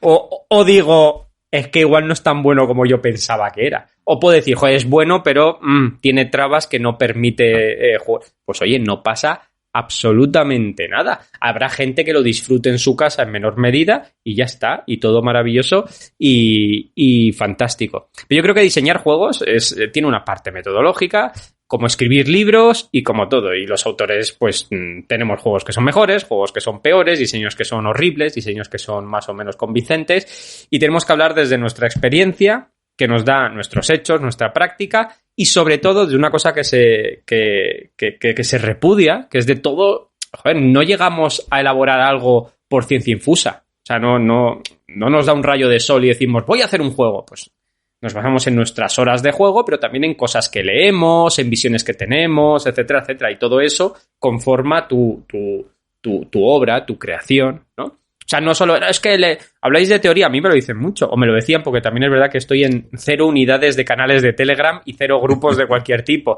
Es que tú hablas mucho de teoría. Claro, porque es que si no hablo de teoría no aprendo a diseñar. No es que los juegos son para divertirse. Sí, pero ¿tú te crees que un juego hecho para divertirse no necesita echar horas? O sea, quiero decir que aquí hay un ser humano o muchos seres humanos que dedican tiempo y se frustran y se enfadan y lo intentan hacer lo mejor que pueden. A veces lo consiguen y otras veces no lo consiguen. Pero esas personas pues tienen que seguir un método y en ningún caso dicen, pues voy a hacer un juego de mierda para que Adrián se enfade conmigo. Hombre, no, pues lo han intentado hacer lo mejor que puede, ¿no? Lo mejor que puede y a veces pues le sale bien y otras veces no, tampoco hay que enfadarse. Y para mí la teoría está para ahorrar tiempo. Para mí la teoría siempre ha sido ahorrar tiempo, en general. ¿Para qué estudias? Para ahorrar tiempo. Ahorrar tiempo. Para ahorrar tiempo. ¿Por qué quiero montar mejor en bici? Para llegar antes. Para ahorrar tiempo, ya está. Para no tener un accidente. Para ahorrar tiempo. Pues si tengo un accidente, luego no puedo ir en bici, ya está. ¿Por qué quieres teoría de diseñar juegos? Para ahorrar tiempo.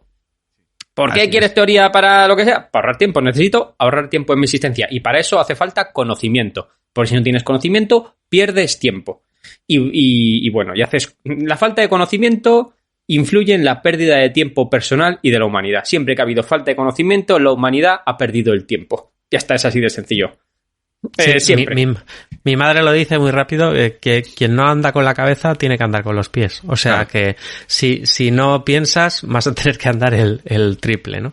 Y el conocimiento también lo veo como Pepe, como un préstamo de tiempo que nos ha hecho mucha gente. Es decir, cuando Pepe nos presta sus 64 páginas de diseño narrativo, a Pepe le ha costado muchísimo más que esa tarde que tenemos que dedicar para leerlo. Es decir, nos está regalando un montón de tiempo que a él le ha valido la pena, le ha merecido la pena el esfuerzo, pero que nos está ahorrando una cantidad de tiempo en ese conocimiento condensado, ¿no? Y quien dice Pepe, dice cualquier otra persona. Es decir, yo durante unos cuantos años en la universidad tuve algunos proyectos donde se fomentaba mucho el aprendizaje por descubrimiento y que la gente pues fuera descubriendo ciertas cosas y que así lo iba a aprender mejor.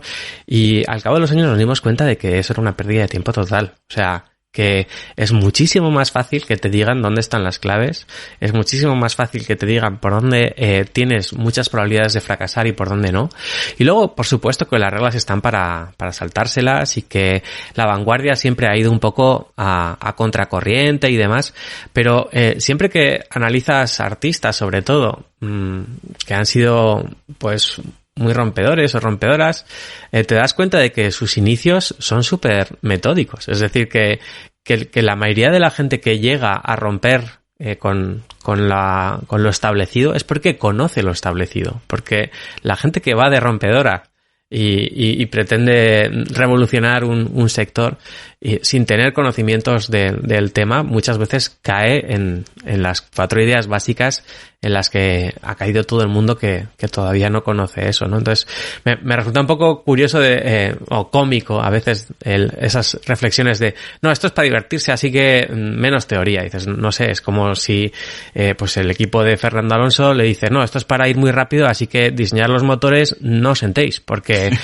¿para qué vais a encender el ordenador y arrancar el motor de CAD para diseñar un cilindro un poco mejor si esto es de ir rápido y aquí os veo sentados durante meses, ¿no? O sea, pues por supuesto que el objetivo último es divertirse, pero creo que hay un montón de cosas que sí sabemos de cómo generar una experiencia divertida y que hay un montón de gente que ha pensado sobre ello y si vamos con esos conocimientos de antemano, pues vamos a ahorrar muchísimo tiempo. O sea, el conocimiento es tiempo que ha dedicado otra gente, ensayo-error que ha dedicado otra gente y que al final nos lo cuenta y dice, pues por ahí vas más fácil que por este otro lado. Así que me quedo con eso, con esa píldora que nos deja Pepe, porque es tal cual, ¿no? Es una crítica que a veces también nos han dicho. O sea, ya tenéis cosas que contar durante 100 y pico programas. Y dices, pues al principio pensábamos que no, pero cada programa que grabamos surgen nuevas cosas que seguimos dándonos cuenta de que no tenemos ni idea, ¿no? Que tenemos que traer a gente para que nos las cuente. No, pero yo creo que idea sí tienes. Lo que mola es la cura de conocer otros puntos de vista. Joder, de conocer a personas que no opinan como tú desde la educación y el respeto, y eso es conocimiento. Yo creo que el conocimiento es comprender el medio que te rodea. Y eso es maravilloso. Cuando la gente dice, no, es que esto es para divertirse. Yo digo, joder, yo pienso lo mismo, pero yo tuve una charla hace muchos años con una persona que me dijo, muy bien, Pepe, esto es para divertirse y tienes toda razón. Bueno, ¿y qué es la diversión?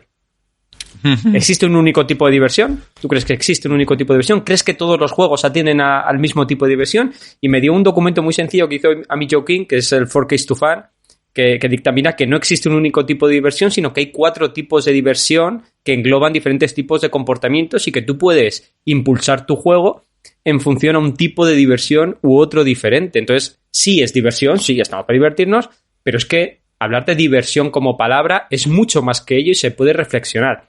Pepe, a mí me da absolutamente lo mismo lo que estás contando y yo solo quiero jugar y pasármelo bien. Perfecto, sí es fantástico, pero la teoría es ir más allá y comprender tu entorno y saber que cuando tú juegas en un competitivo estás apelando a un tipo de diversión que es diferente al que tú apelas cuando quedas con tus amigos o con tus amigas una tarde y llenas la mesa de nachos y de patatas fritas, a la que tú juegas cuando estás solo delante de un diario para escribir un juego de rol o para jugar un juego de rol en solitario y que se te vaya la mente a explorar 1000 sitios, que es diferente a la que tú juegas cuando utilizas un juego para aprender programación. Son tipos de diversión diferentes que tú utilizas y es por diversión. Pero la diversión no es una, como nada es una cosa solo, sino es un conjunto de factores que componen tu representación o tu entendimiento de la realidad, ¿no? Por eso, yo creo que el conocimiento es importante para entender tu entorno. Entender tu entorno te hace ser consciente y tomar mejores decisiones en el diseño y en la existencia.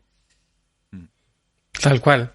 Bueno, y hablando de entorno, a mí me gustaría preguntarte un poco por hacer una cartografía de todas las cosas que haces, ¿no? Porque además he visto que los títulos me hacen mucha gracia porque es Filamento Lúdico, All the Little Lights. Soy el mejor poniendo eso con Julia, que es una persona a la que tengo mucho cariño. Es amiga y le tengo mucho cariño. Además es una gran profesional.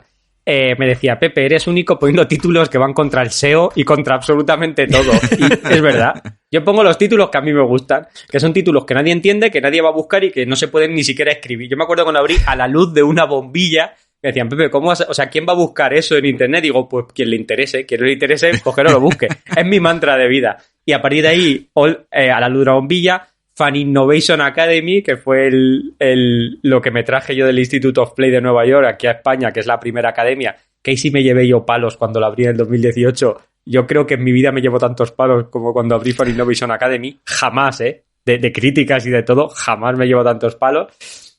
All the Little Lights, que es la editorial de juegos de rol y juegos narrativos. Y luego ya los títulos de mis juegos, que ya es para echarte unas risas, porque, claro, no representan absolutamente nada.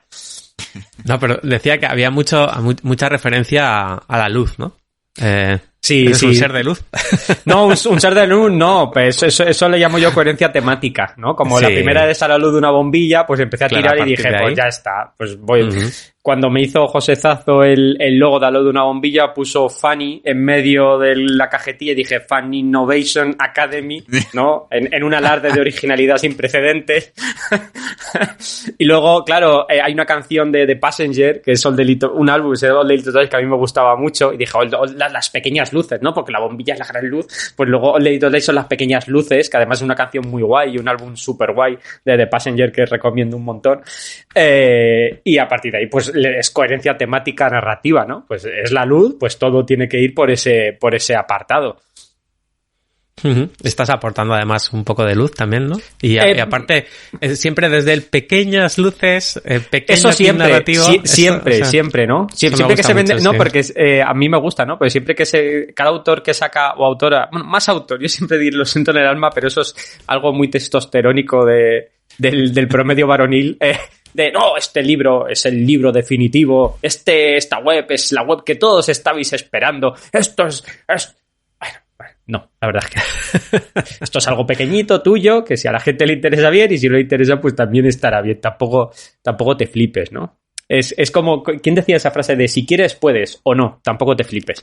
Pues tu juego es bueno o no, tampoco te flipes. O sea, quiero decir, tu libro es bueno o no, tampoco te flipes. Por eso le pongo ese pequeño a todo. O sea, ¿no? Las pequeñas luces, el pequeño, porque al final, mi aporte es pequeño. ¿Por qué? Porque somos muchas personas diferentes las que estamos aportando a este hobby, a esta afición, a este pasatiempo, a estos productos de interés cultural, como les quieras llamar, y es una aportación entre muchas otras.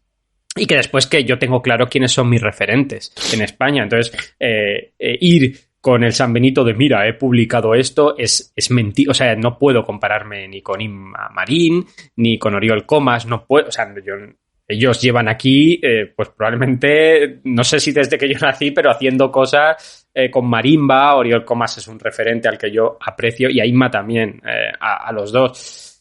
Pues yo tengo que ser humilde por ellos, por lo que han hecho y porque yo no he hecho nada. O sea, quiero decir, vas haciendo y vas avanzando poco a poco, pero esto es como una melee en rugby, ¿no? Como cuando encajas el hombre, pues no avanzas 10 metros, encajas y es todo por centímetros hasta que coges el balón. Y esto es poco a poco, entre todos los que hacemos la melee, pues avanzar lo que podamos y ya está.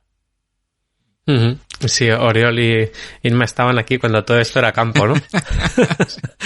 Pero estaban sí. Y estaban muchas cosas y, jolín, y si alguien saca un libro y hay que recomendar un libro, pues se recomienda Un Mundo de Juegos o el nuevo libro de Inma, pues se recomiendan sus libros, porque antes que comprar Mi Pequeño Kiss, se compran sus libros, porque ellos son los que estaban y los que merecen reconocimiento. Y después ya vamos el resto de flipaos de la vida detrás, pero es que esto es importante. Porque siempre que llega gente nueva, no, y yo me incluyo, yo soy gente nueva, no, pues mira, una visión, no, O sea, que aquí ya hay gente que hay que bajar la cabeza, hay que saludar y hay que dar las gracias por todo el trabajo realizado, ¿no? Y eso pasa en todas las partes, y eso hay que decirlo, no, ha sacado tal, sí, pero aquí hay otras cosas importantes, ¿no? Que Sugar apueste por un Monde Jocs de Oriol Comas, que Inma vuelva a sacar otro libro con pedidos, son muy buenas noticias que la gente tiene que saber, y si no las sabéis os las estoy diciendo yo ahora mismo, ir a comprar sus libros, mucho antes que Mi Pequeño Kid, mucho antes que cualquier otra cosa, porque ellos se lo merecen. Y porque los que estamos... ¿Qué? ¿Esto es marketing? No, pero es marketing para otra gente. Sí, así que marketing, bueno, o es hacerlo mal. O es marketing de psicología inversa. Psicología, a comprar lo mío. No, pero es que es verdad. Y yo sí, siempre, de hecho en casi todas las presentaciones que hago, la última diapo es para gente que realmente vale la pena conocer. Y esta gente pues vale la pena conocer. Y por eso pues hay que ir poco a poco con cosas pequeñas y avanzando. Porque después si haces una cosa muy grande se te pierde el fuelle. Eso es una cosa que también he aprendido. No puedes hacer el juego perfecto de inicio porque entonces pierdes el fuelle. Fíjate, no puedes hacer un juego que cueste 200 euros de inicio porque pierdes el fuelle. Fíjate, el diseñador del Catán hizo el Catán y dijo, ya de aquí ya no puedo hacer otra cosa porque... No puedo... Yo tengo una teoría de esto, que eso pasa con muchos One Hit Wonders. Esto es, no puedo o no sé. O no sé. Es, ¿me puedes explicar el éxito de este juego? Y dices, no. Me encantaría hacerlo... Para repetirlo. Pero no tengo ni idea. ¿Por qué? Pero eso mola mucho porque el juego no es la experiencia. Igual tu juego es imperfecto, pero hay otras 3 patas. Mecánicamente no es perfecto, pero a nivel de narrativa es bueno, a nivel de experiencia es bueno y a nivel de medios es bueno. Es un juego barato, bien producido a nivel de medios. La experiencia de juego es divertida porque las ilustraciones están bien escogidas y el tema es bueno y la narrativa que te cuenta es fácil, accesible y para toda la familia. Es un juego que ha casado. ¿Ha casado por qué? Porque una mesa se sostiene porque las 4 patas sean estables, no porque las 4 patas sean perfectas. A mí me da igual que la madera sea de Brasil o de donde sea. A mí me interesa que una mesa sea estable. Entonces, para que una mesa sea estable, las 4 patas tienen que estar balanceadas y bien. Sí. Y puede cojear, pero no pasa nada, que coge un poquito, le pones un papel debajo y ya es un muy buen juego. Estamos de acuerdo. Pero es cuando algo está desbalanceado, ¿no? Cuando tú dices, este juego es perfecto. Mecánicamente es maravilla. A mí me pasó con un juego, ¿no? Que todo el mundo me lo vendía, y lo digo abiertamente, bueno, me pasa con todos los Eurogames, ¿vale? Pero eso lo voy a apartar a un lado. Este Eurogame, Pepe, es la leche. Digo, no, por favor, otro Eurogame, no. No quiero mover cubos en mi vida. Me pasó con el Root. No, Pepe, este juego, verás tú, es total, no sé qué. Sí, es muy bien, pero yo terminé y dije, pues vale. O sea, quiero decir, o sea, bien. Que sí, ¿También puede que ser un tema de expectativas o no? Sí. o sea, después hay juegos, yo siempre digo que hay juegos imperfectos que a mí me han dado experiencias de la leche, Root. ¿no? ¿Cómo se llama la compañía esta? La de, lo tengo por ahí, Fortuna and Glory, ¿cómo se llama? El Frog Games, hay una compañía que saca todo esto, ¿sabéis cuál es el Fortuna and Glory? El cajetón este de viajes, de pulp, de aventuras, que usan todo para tirar, o sea, que tiras dados por todo y te salen, pues encuentras un rinoceronte en un globo aerostático, es un Ameritrash puro, ¿no? Pues es una, joder, ha sacado a Touch of Evil, también sacó, y también ha sacado Shadows of Brimstone. Sí, ese sí. Shadows of Vale, pues es una compañía que es tiras dado para... Te quieres mover, tiras dados. ¿Quieres una carta? Tiras dados. ¿Quieres combatir? Tiras dados. ¿Quieres pasar un objeto? Tira dado. ¿Quieres no sé qué? Es todo tirar dado. Y es todo loquísimo. Loquísimo. Pero oye, te da partidas, es como el juego este. El mejor juego de terror ahora que viene la temporada de otoño, Halloween y todo el mundo. No, ¿Sabéis cuál es el que más triunfa siempre entre el 98% de la gente? El Betrayal en la casa de la colina. Y yo no puedo con ese juego. Ya, pero es imperfecto, Sí. Las historias te descojonan de la risa y yo, la tasa de efectividad con ese juego es el 98%. Sí, Todo el mundo, joder, qué bien me lo he pasado. ¿Y puedes jugar más? Sí, porque luego tal, no sé. Pues ya está. Pues no, porque juega porque esto verás tú, ábrete el Eldritch-Horror. Ahí te abres el tablero de 4 alas con 8 millones de cartas encima de la mesa y pues, juégate al rol y no te hace falta tanto. A mí me pasa... Pero es mi opinión, ¿eh? Encima hablando del Betrayal, me pasa mucho... Yo tengo una crítica en el canal dando mi sensación de lo que me pasa con ese juego. Y claro, es un juego que a mí no me gustó porque es caos puro, no controlas nada. Digo, para jugar a un juego narrativo en el que pasa caos, prefiero un juego de rol directamente, no venir a esto, ¿no? Y me sorprende porque todos los días... o casi todos los días llega alguien que se ofende por cómo hablo del juego. Y yo no hablo diciendo que el juego es malo, digo que no me gusta. Pues todos los días. Y es como una masa de gente que está detrás de ese juego imperfecto mecánicamente. Pero oye, a mí no me gusta, pero la gente lo disfruta. Yo siempre digo lo mismo. Me gustaría poder disfrutar el juego como lo disfruta esta gente. Digo, me dan envidia. Digo, cuando no disfruto algo... Estamos muy poco acostumbrados al disenso. O sea, es muy fácil no estar de acuerdo y estar bien. ¿Sí? No sé, porque la gente se tiene que enfadar. Pues unos enfados muy, muy duros. Por cierto, Pepe, el micrófono no sé qué le ha pasado. Ya está. Que yo me acuerdo cuando expresaba mi opinión acerca de los Eurogames, que al principio sí que recibía. Luego dije que no pasa nada, que no... O sea, que es que no me gustan los Eurogames. O sea, quiero decir, ya está, que no... Pero seguramente me gustan 2 por o la 3 dinámica. sueltos. Es porque, joder, de verdad, te digo en serio, Adrián, que lo paso mal. Y Jordi, cuando voy a verle al pueblo y quedamos en jornadas de juegos, el hombre lo intenta. Pero sí. me cuesta, reconozco que me cuesta. O sea, desde que dice, yo te preparo... Además es muy majo, dice, no te preocupes, yo te preparo el tablero, te lo dejo montado. Yo cuando llego y empiezo a ver Sí, cuando piezas dice ahí, que le digo, encanta recoger y ese tipo de Digo, cosas, Jordi, dices, no. Pon un Jordi en tu vida. Digo, Jordi, ¿qué es esto? ¿Por qué hay tantas piedras encima? No, porque esto... Luego le cogen las tal... Pero yo he de reconocer que no pasa nada, oye, pero es lo mismo que tú, Adrián. Pues es que no. Y con los juegos de mesa, a mí me hace mucha gracia, porque, joder, el Betrayal, eso es azar, pero azar Puro, con es banderas. todo, es como, O sea, es como jugar a la OCA, pero con narrativa. Pero yo qué sé, tasa de efectividad, el 98%. Todo el mundo, oye, ¿qué juego más entendido? Y digo, no, si está bien. O sea, quiero decir que es perfecto, pues ya está. Pero a mí me pasa, a mí con los juegos de mesa, a mí me gusta mucho jugar a juegos de mesa, pero yo no podría tener un canal, por ejemplo, Adrián, porque yo sería crítica a tropocientos juegos de mesa y la gente vendría a palearme. Pues a todos los Dungeon Crawler, críticas. Claro. O sea, odio los Dungeon... Me dicen, es que solo te gustan los juegos narrativos. Tampoco. O sea, porque yo juego a Dungeon Crawler y no me gusta. Claro. A mí mover monigotes por celdas pues no me... ¡Hijo, es súper narrativo! Bueno. No es súper narrativo, es saca un evento cuando te metes a pegarte y pégate, saca un evento, pégate, saca un evento, sí. Pégate, saca un evento. Entonces, que te entiendo perfectamente, Adrián. O sea, quiero decir que al final cada uno tiene sus gustos, porque ¿sabes por qué? No hay un único tipo de diversión. Exacto. Si entendiésemos la teoría, pues entenderíamos que la diversión de cada uno es diferente y se ajusta al tipo de juego y no pasa nada. Los Eurogames siempre van por una diversión de puzzle mental antes que de competición o de una dinámica en la mesa que sea más holgórica, vamos a decir. Los Eurogames yo los encajo en hard fun, en diversión dura. Sí, es la diversión de, incluso si digo, de competitiva, efectista, de ser el que mejor resuelve el acertijo final para conseguir el mayor número de puntos, ¿no? Y el que mejor, pues, sabe encajar las piezas de este intrincado puzzle que yo he creado para poder... pero es una hard fun, una diversión dura. No quiere decir difícil, es la traducción que hago. Es una diversión dura, ¿no? Una diversión de competición de estos puntos que logro, de los puntos que logras tú, de cómo te aventajo, de cómo consigo... Es un tipo de diversión y es súper lícita y está clarísimo que es una diversión compartida por muchas personas, muchas más de las que aceptan la diversión narrativa, ¿no? Los Eurogames tienen más penetración que los juegos, que muchos juegos de rol y que muchos juegos de... A mí me flipa el Días de Radio y cuesta sacarlo la de Dios, el Días de Radio. Claro. ¿Qué le voy a hacer?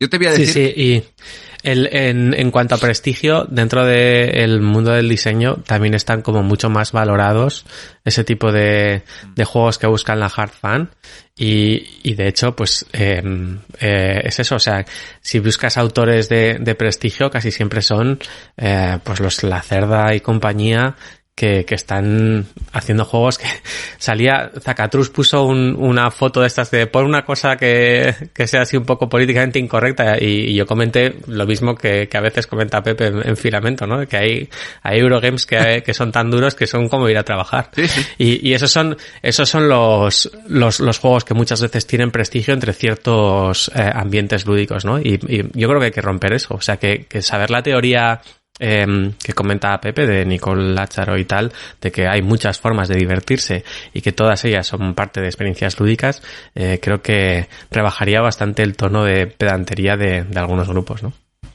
Sí, seguramente sí. Yo también os voy a decir que personas como nosotros que nos movemos en el mundo del diseño y buscamos los intríngulis de los juegos de mesa, no disfrutamos los juegos de la misma manera.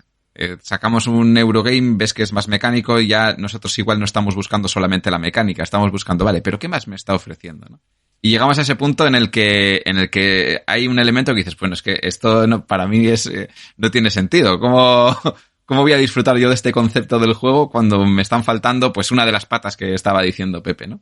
Pero oye, eso funciona muy bien, sobre todo fuera, cuando gente que no está metida en el diseño, me pasa, ¿eh? Tengo juegos en casa que yo digo, yo esto soy incapaz de jugarlo y divertirme, que yo creo que es por el conocimiento que tengo adquirido del resto de juegos de mesa y a estar metido en el mundillo, y se lo saco a una persona que no ha jugado nunca y lo disfruta como si eso fuera, has estado aquí, me has abierto la caja de Pandora, pero la caja de Pandora tenía todo cosas buenas dentro, algo así.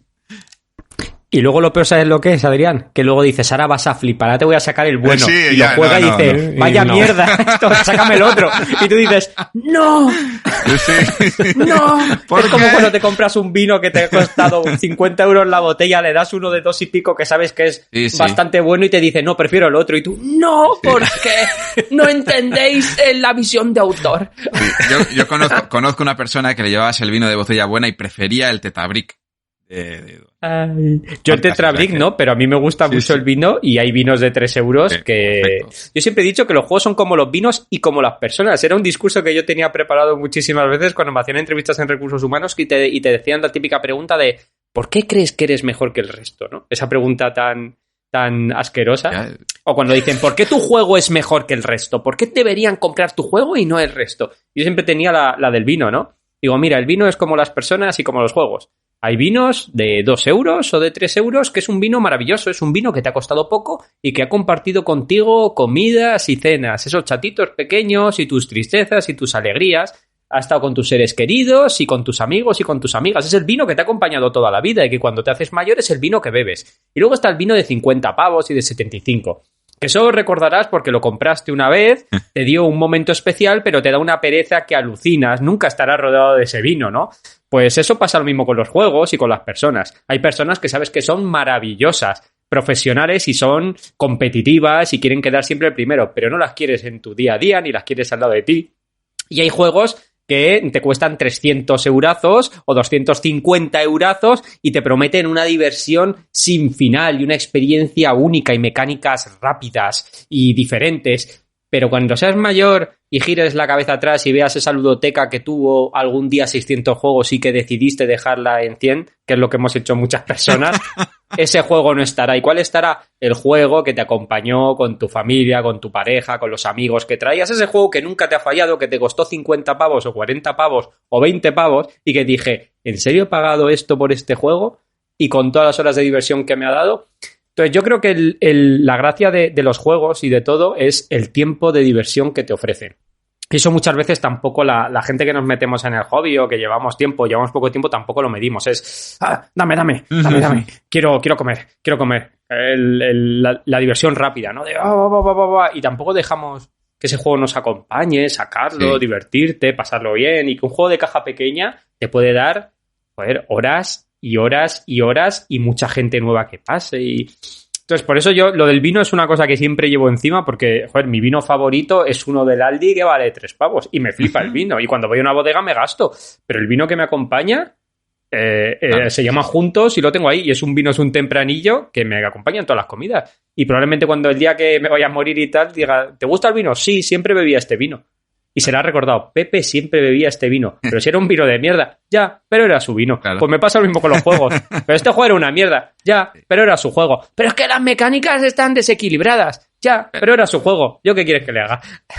Sí. Ahora que mencionas esto, yo tengo un símil hecho con los juegos de mesa, que para mí los juegos de mesa son como ahora mismo, hoy en día, la mayoría son como una escape room o una película que vas a ver al cine. Tú compras un juego de mesa para probar su experiencia y ya está. Vas a un escape room, pruebas su experiencia y te vas, ¿no? Pues un juego de mesa... Cero rejugabilidad. Ahora mismo es lo mismo. Da igual que el juego tenga 80 variantes de rejugabilidad. Tú vas a coger al juego, vas a jugar 1, 2 partidas, vas a ver lo que te ofrece y cuando lo hayas visto, ese juego no va a aportarte nada más. Vas a ir a por otro nuevo. Así es como funciona hoy en día. Más o menos. Porque vamos como pollo sin cabeza, pero no solamente en esto, sino en todo lo demás. Sí. Vamos con una prisa que no viene al caso. Eso es. Entonces, pasa en general. Hoy en día, para mí todos los juegos de mesa son de consumo directo. Yo ahí difiero, pero entiendo que es algo personal. O sea, quiero decir, yo tuve la etapa esa de compra. Llegó un día, me senté delante de la biblioteca, teníamos mi pareja y yo en casa, teníamos 400 juegos y dije, yo paso. O sea, no pienso tener juegos con polvo. O sea, es algo por lo que no voy a pasar en mi vida. Y empecé y dije, mira, se acabó. Lo hice creo que fue antes de la pandemia. Dije, esto se acaba aquí y ahora cuando me compro un juego, o sea, eso está medido hasta el mínimo. El último juego que me he comprado... ¿Cuál ha sido el último juego que me he comprado? El Pagan. Y el Pagan, pues, creo que he visto poco... O sea, nunca he visto tantos vídeos, ni me he leído las reglas tantas veces de un juego antes de comprar. Y ahora estoy ahí con el Fictions, el Memorias de un Gáster. Me he leído las reglas 3 veces, he visto 8 vídeos y estoy esperando que salgan más cosas antes de gastarme el dinero en algo que valga la pena, que digas, es que esto no me cuadra, es que no me lo voy a comprar, esto no me cuadra. En cambio, con los juegos pequeños sí que les doy más libertad. Con los de caja pequeña sí que les doy mucho más. Joder, porque es verdad, yo me compré el Pagan, le he dado 7 partidas, me flipa el juego, pero llegó a casa el Océano de Papel y si no le he dado 79 trillones de partidas y mi hija pasa días con nosotros jugando al Océano de Papel y sale la expansión y quiere la expansión. Y jolín, cuando mira atrás, Los Océanos del Papel es un juego muy pequeño. Ya, joder, pero pasé un año entero con mi hija jugando a Los Océanos del Papel. Es que eso ya no me lo quita nadie. Pero es lo que te digo. O sea, los juegos de mesa ahora mismo, no todos, hay alguno que se puede quedar, como tú hacías la comparativa del vino, pero es exactamente lo mismo. Pasan, tienen un ciclo, que será el tiempo que sea, lo disfrutas el tiempo que te vaya a durar y desaparece. Ahora mismo mi ludoteca es así. Los juegos que pasan por aquí los disfruto una temporada y llega un momento que ya se van a ir. Y solamente se quedan los que persisten y los que juego de vuelta y sigo jugándolos día a día, ¿no? Y Adrián, ¿te puedo hacer una pregunta? Sí, claro. Aunque la entrevista es para mí, pero yo hago preguntas a la gente. ¿Y alguno de los juegos que persisten en tu ludoteca son actuales? O sea, ¿alguno de los que ha entrado has dicho, joder, merece quedarse en el Hall de la Fama? Sí, ¿O todos son...? No, hay juegos antiguos y hay juegos nuevos que se han quedado. Sí, porque ¿no? igual ha llegado alguno nuevo que ha desbancado a otro antiguo. Y ese antiguo que igual ha estado saliendo mucho tiempo, ahora de repente dices, pues este no, este ahora ya se va. Aún hay Pero luz, sí. entonces. No, pero Adrián? ahora están saliendo bastantes juegos muy, muy buenos. ¿Qué pasa? Que la gente que tenemos bastantes juegos en casa, yo nunca he pasado de los 200, ¿vale? Tengo un hueco específico y de ahí no se pasa. Y es cierto que cuando te llega un juego nuevo, tiene que ofrecerte mucho como para desbancar otro al que le tengas ya un aprecio o un cariño que lo tengas en casa. Porque entran con el hándicap de, vale, me tiene que gustar, pero es que además me tiene que enamorar. Me tiene que encandilar para que se quede a vivir aquí. Pues es esa relación la que hay que buscar. Sí, porque en la casilla de horas guays pasadas Claro. con gente maja alrededor de este juego Eso es. empiezan en cero. Eso, exacto. Entonces, aunque sea un poquito mejor, igual no desbancan, ¿no? No funciona. Yo he visto a mucha gente deshacerse del Flamme Rouge, de Piscis por el Hit. Sí. Que bueno, que parece como que es una evolución de la misma gente y tal, y entonces bueno, tiene sentido ese tipo de cosas, o sea, que no solamente es todo lo que se queda es los pepinazos de hace 5 o 10 años. No, hoy en sino día que... salen muchos juegos que están para quedarse. Lo que pasa que si tienes muchos juegos en casa desde hace muchos años, es más difícil que esos juegos nuevos Que se queden. Sí, sobre todo porque te quieres quedar con el anterior, que igual mecánicamente, dinámicamente o lo que tú quieras es peor. Y a lo mejor lo disfrutas incluso menos. Pero es el juego que no tienes que explicarle a nadie cuando viene a tu casa. Ya lo saben. Uy, es que eso es un extra. Eso es gloria. Claro. Eso es gloria. A mí eso que dice Pablo me pasó, ¿eh? Yo que no soy cero de juegos deportivos y tal, yo me enamoré del Flamme Rouge y del de coches. Que lo probé en casa de Jordi y me flipó el juego. ¿Cómo se llama el de coches? Hit. Uno que... Ese. Que dije, hostia, esto es la hostia, pero no lo voy a jugar en mi vida. Entonces, no... O sea, quiero decir, me lo pasé muy bien, pero como me tenga... Pero cómpratelo tú, no yo. Eso es. Cómpratelo tú, no el yo. tipo de juegos que yo llamo son juegos para mi amigo. Este juego es la hostia, pero cómpratelo tú, no me lo compraré yo. Y me flipan esos juegos, porque al Pepe de hace 10 años hubiese jugado al juego, se hubiese ido a la tienda y lo hubiese comprado. Lo hubiera dejado en la balda Pero hasta el Pepe de... Pero el Pepe de ahora ve el juego y dice, vaya juegazo. ¿Para cuánto es? De 2 a 8, o sea que me están mintiendo. No, es de 4 a 8, perfecto, no lo voy a jugar en la vida. Claro. Porque también los juegos los vas entendiendo, te dicen de 2 a 10. Mentira, Sí. no es de 2 a 10, es de 5 a 10. Es una cruzada que tengo yo con el mundo, en el que yo siempre pienso que en las cajas de juego deben de referenciar el número al que está pensado y las variantes aparte. Es decir, si el juego es de 4 a 8, el juego se juega de 4 a 8. Y de 1 a 4, variante de 1 a 4, vale. Me lo pones. O variante de 2 a 4, me lo pones al lado. No en el mismo simbolito de 2 a 8 y llego yo a mi casa pensando que se puede jugar a 2 y me llevo ahí un palo que... es imposible. Sí, claro, como que al apartado comercial de la editorial le No, vas a convencer de claro. eso. Hoy en día... A ver, que es entendible, pero vaya. No, pero vas a la BGG y ahí sí que te pone funciona mejor a partir de... Sí, pero lo que pasa Ahí. es que la gente no se mete tanto en la BGG. La gente que va a comprar en una tienda Ya, no va a la BGG y al Sí. final ese juego se... No, y sobre todo que casi nunca quiere argumentos en contra de la compra. Claro. Quiere argumentos a favor. Sí. Entonces ahí hay un sesgo de selección y dices, Bueno, no, pues para mí a 2 no eso- funciona tan bien. Pone a 2, así que lo compro. Para mí es un argumento perfecto porque es claridad con el cliente y para mí que Ujú. una empresa sea Sí, clara es con el honestidad. cliente gana fiabilidad para otros productos. Sí, sí. Por lo menos por mi parte yo lo veo así. Sí, eso al final en la tétrada son los medios. Pero bueno, los medios, la claridad y la... Yo siempre digo que la honradez pues no es muy lucrativa. O sea, ser Ya, honrado sí, no es tal lucrativo. cual. O sea, quiero decir, y, joder, ¿qué persona más será recordado Sí, por sí. ser honrado, no por ser rico? Claro. O sea, no... Sí, sí. O será recordado por ser rico, no por ser honrado. Sí. Tienes que elegir una de las dos. Y en general, en la sociedad en la que vivimos, pues igual la gente elige ser rica. Por eso seré pobre Pero siempre, vaya. ¿no? Igual que tengo que cambiar el chip. Ya cambiar el chip. No, pero bueno, pero que es verdad que ser honrado mola. De decir, no, pues esto es un juego para 2. Yo para eso refunfuño mucho. Tu juego, no sé qué, no, es para 2. ¿Por qué? Porque es para 2. ¿Y puedes hacer una variante en solitario? No se puede jugar en solitario. No se puede, ya está. Pero sí se puede, si metes un que no se puede, ¿qué paso? No me apetece, ¿vale? No voy a pensar en esto. ¿Lo entiende el mundo? No quiero, funciona bien, no lo voy a tocar. No sea que lo rompa. No sea que lo rompa, no seré yo el que lo toque. ¿Funciona todo bien? No lo toques. ¿Para qué pero tocas, no? la ¿Para qué variante... Efectivamente. Vale. Eso pasa mucho en los testeos. Y para tratar otro tema de romper un juego a base de testeos. De voy a incorporar todo lo que me dice absolutamente todo el mundo del juego. No se puede. Imposible. No es el coche de Homer. No se puede. Pero las personas que diseñamos, muchas veces cuando empezamos o cuando tenemos un recorrido, hacemos los testeos, o tienes muy claro lo que testeas y con quién testeas, quieres el grupo de testeo, qué tipo de grupo de testeo y lo que quieres buscar en ese testeo, y no es que el juego sea divertido, sino qué quieres buscar, o el juego se te va, pero a unos niveles extremos. Por eso tienes que tener el medio y la mecánica muy domada. Es un juego de cartas. ¿De cuántas cartas? De 50. Yo creo que si le metes unos marcadores... No se puede. ¿Por qué? Porque no se puede. Porque el juego va en una caja y tiene 50 cartas. Pero yo creo que los marcadores... No se puede. No se puede. Lo siento en el alma, pero no se puede. Te lo pones tú unas monedas o te las inventas, pero no se puede. Pero es verdad que hay muchos juegos que se han ido a perder por sobre testeo. Que tú me dices, nunca hay poco testeo. Depende. Sí. Sobre todo con qué gente, ¿no? Porque si no es tu público objetivo, a veces te desvían del camino. No solo, o sea, yo entiendo que hay una teoría que dice que hay diferentes tipos de grupos de testeo, ¿no? Están los amigos y familiares y personas que te quieren, que es un grupo motivador, ¿no? Porque siempre te va a decir que lo que hace... No, pero está bien, es un tipo de grupo.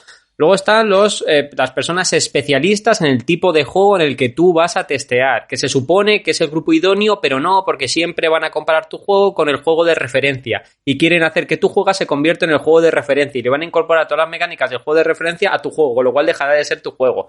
Luego están el grupo de juego que no es especialista en el tipo de juego que vas a hacer, pero sí juegan habitualmente, que ese suele ser el bueno, que es el grupo, el músculo de jugadores que te van a decir si la accesibilidad es buena, si no es buena, si tu juego puede traspasar la frontera de nicho, etcétera, etcétera. Y luego tienes el grupo de testeo de las editoras, de los editores, de las editoriales que te van a decir si tu juego con proyección puede competir de tú a tú en una estantería con otro tipo de juegos y el tipo de edición más adecuada, ¿no? Son 4 grandes grupos de testeo que tienes que ir midiendo muy bien a quién le presentas tu prototipo para saber lo que puedes sacar de cada uno y lo que no puedes dejar de hacer. Por eso el testeo no es solo ir a un sitio y pasar una ficha y que rellenen, es saber con quién lo estás haciendo, cómo lo estás haciendo y la proyección que tiene tu juego, que no es mi juego tiene que tener esto sí o sí. Igual llega el editor y dices que tu juego no lo puedo vender por 90 euros. Porque no puedo venderlo por 90 euros. Igual se tiene que ir a los 20 o a los 30 y para eso hay que quitar todo esto. Claro. Y tienes que poder hacer lo mismo con la mitad de componentes. Ya está. Y la mitad de componentes afecta irremediablemente a la mecánica afecta irremediablemente a la dinámica y a la experiencia de juego. La experiencia se nutre de la narrativa. En cuanto una de las 4 patas la podas, el resto tiene que ir podando. Y al final sale... Por eso siempre de abajo a arriba, no de arriba a abajo. Por eso el método es, empieza con muy poco y le vas añadiendo cosas. No empieza con mucho y le vas quitando cosas. Totalmente. Uh-huh. Por saltar un poco... Bueno, tú querías comentar algo... No, dale. No, saltando un poco de tema, a mí, me interesa muchísimo saber cuáles son las fuentes de información que utilizas. Filamento Lúdico para mí ha sido una fuente clarísima de aprendizaje. Me da un poco de pena que esté un poco paradete. También has dado un poco el salto en solitario a solo diseño de juegos en el edificio, pero preguntaría más por la siguiente derivada, que es que tú, para hacer todas esas cosas que haces, ¿de dónde bebes?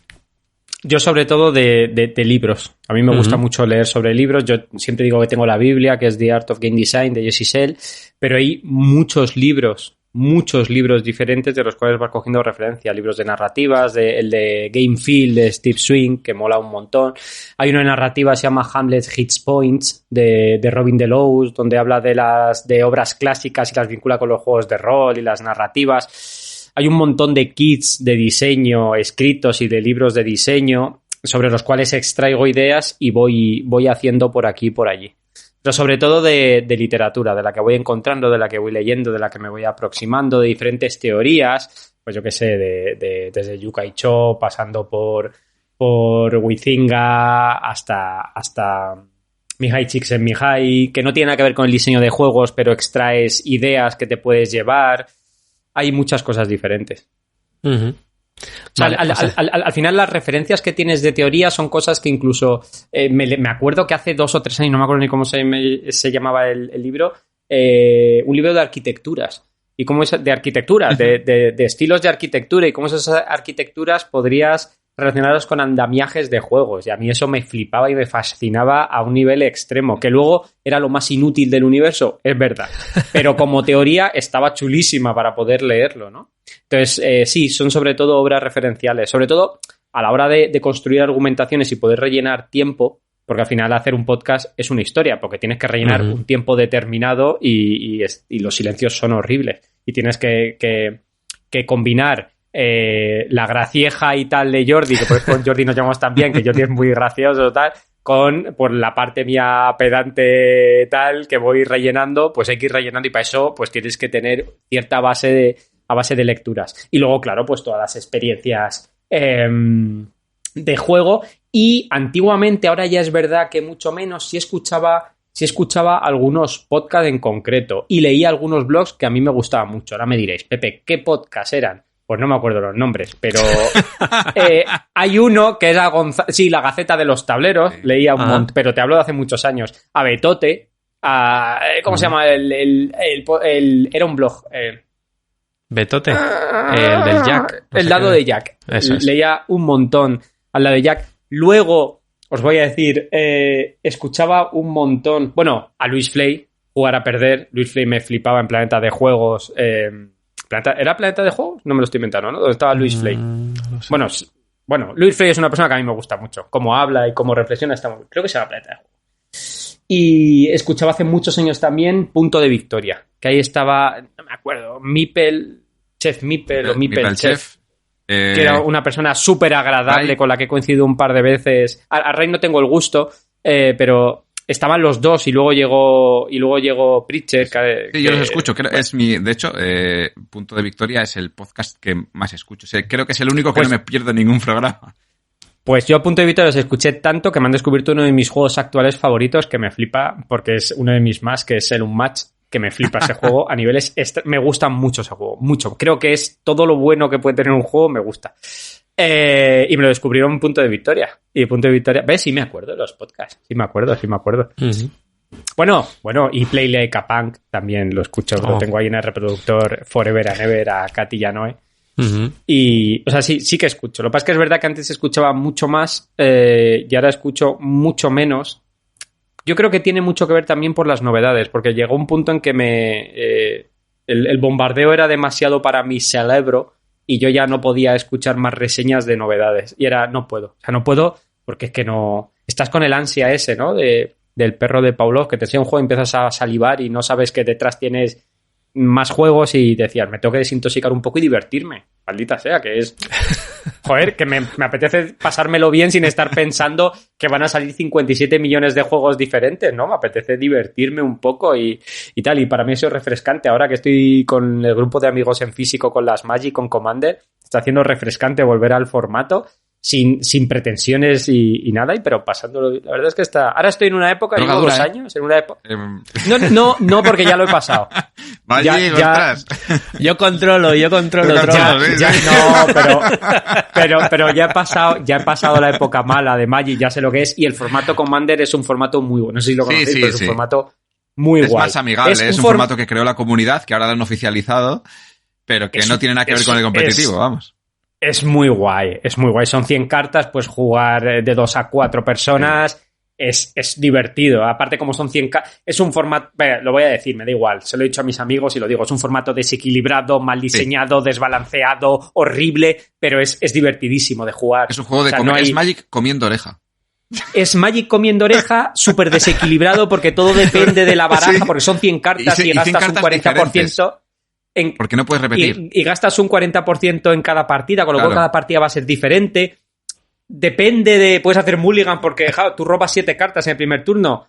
como mucho tendrás 40 tierras. Hay una probabilidad de que no te salgan tierras, con lo cual hay una probabilidad de que no puedas jugar el primer turno, con lo cual, no, tú puedes seguir barajando. O sea, el diseño es como poner parches. Joder, qué bici más guapa. Y la abres por dentro y están todas las ruedas con parches puestas y todo. Sí. Y dices, joder, pero va regular. Y dice, pero a mí se está guapísima, ¿eh? Sí, sí. Pues eso para mí es Commander. Sí. Está guapísimo, pero tiene más parches eso por todos lados. Y después, claro, van sacando añadidos de mecánicas que rompen el... O sea, Sí, totalmente. hay dos mecánicas que de repente alguien lo descubre o yo en mi baraja tengo una que haces un combo infinito, pero infinito no es infinito como una metáfora. No, o sea, es haces un infinito combo hasta que se infinito acaba la partida. que si el... No hasta que se acaba, es que si como no hay una regla que dice que el turno termina cuando Claro. tú haces la última acción, si tú dejas la mecánica funcionar sola, te tienes que saltar esa regla porque la mecánica estaría haciendo eso y tú estarías todo el mundo sentado porque el turno no terminaría jamás. Porque tú la mecánica estaría sola haciendo... eso... Pero es divertido. Yo quedo con mis amigos, nos tomamos unas pizzas, porque el juego no es la experiencia. Eso es. Entonces, quedo con mis amigos, me tomo unas pizzas, sacamos los Es la mazos. excusa. ¡Ay, esta carta! Pues esta carta sería graciosa, pues con esto y esto, Claro. mira, ¡qué risa! Si te fastidio y tal, y no sé qué. Es súper refrescante, pero lo mismo que los océanos de papel, es súper refrescante. Pues son juegos que estoy ahora, pues, o el Mindbook, que es el Magic Elite, pues súper refrescante. Para mí es muy refrescante. Son juegos refrescantes. Me lo paso bien, me juego mis partidillas y ya está. Y cuando quiero una experiencia guay, un poco más narrativa, me saco mis clásicos, el Orquesta Negra o ese tipo de juegos y ya está. Yo tengo ya todo hecho. Así que escapamos un poco de esta ansiedad lúdica, ¿no? De mucha actualidad, de muchos podcasts, de muchos sitios, ¿no? De que me generan FOMO, el Fear of Missing Out, de miedo de estar perdiéndotelo, ¿no? Y creo que de FOMO vamos sobrados por la vida, así que desconectar de vez en cuando, pues no viene nada mal. También es verdad que yo soy autónomo, entonces en cuanto tengo FOMO, miro mi cuenta del banco y se me pasa. Se me pasa, claro. Y como los juegos cada vez pues son un poco más caros, pues me dicen, no, este juego si no lo compras ahora lo vas a perder, 150 euros. Pues igual lo pierdo. A ver qué tal. Si el año que viene sigo vivo por haberlo perdido o no. O en Wallapop hay 50 copias de lo mismo. La pelea definitiva, el FOMO contra el TAE. El FOMO contra el trimestral. Date de alta de autónomo y paga todos los meses 350 euros. Verás el FOMO. ¿Dónde se te va? Hablando del FOMO, yo ya lo he explicado varias veces, no sé si en este programa, imagino que sí. El FOMO ahora mismo, hoy en día, no tiene mucho sentido. Porque salen tantos juegos que lo que no te ofrece uno te lo va a ofrecer el otro. Y si te has quedado sin este, si es malo, o sea, bueno, si el juego es bueno, se va a reeditar. Si el juego no ha tenido la acogida que se quería tener, va a estar en tienda. Y si el juego realmente no gusta, vas a tener tiempo para analizar si realmente te ha gustado o no te ha gustado antes de comprar. Y si no, Adrián, te haces un print and play, que es lo que está haciendo todo el mundo con el Clock Tower in Te the sale Night, más caro que hacer el ahora es print el and mejor play. juego.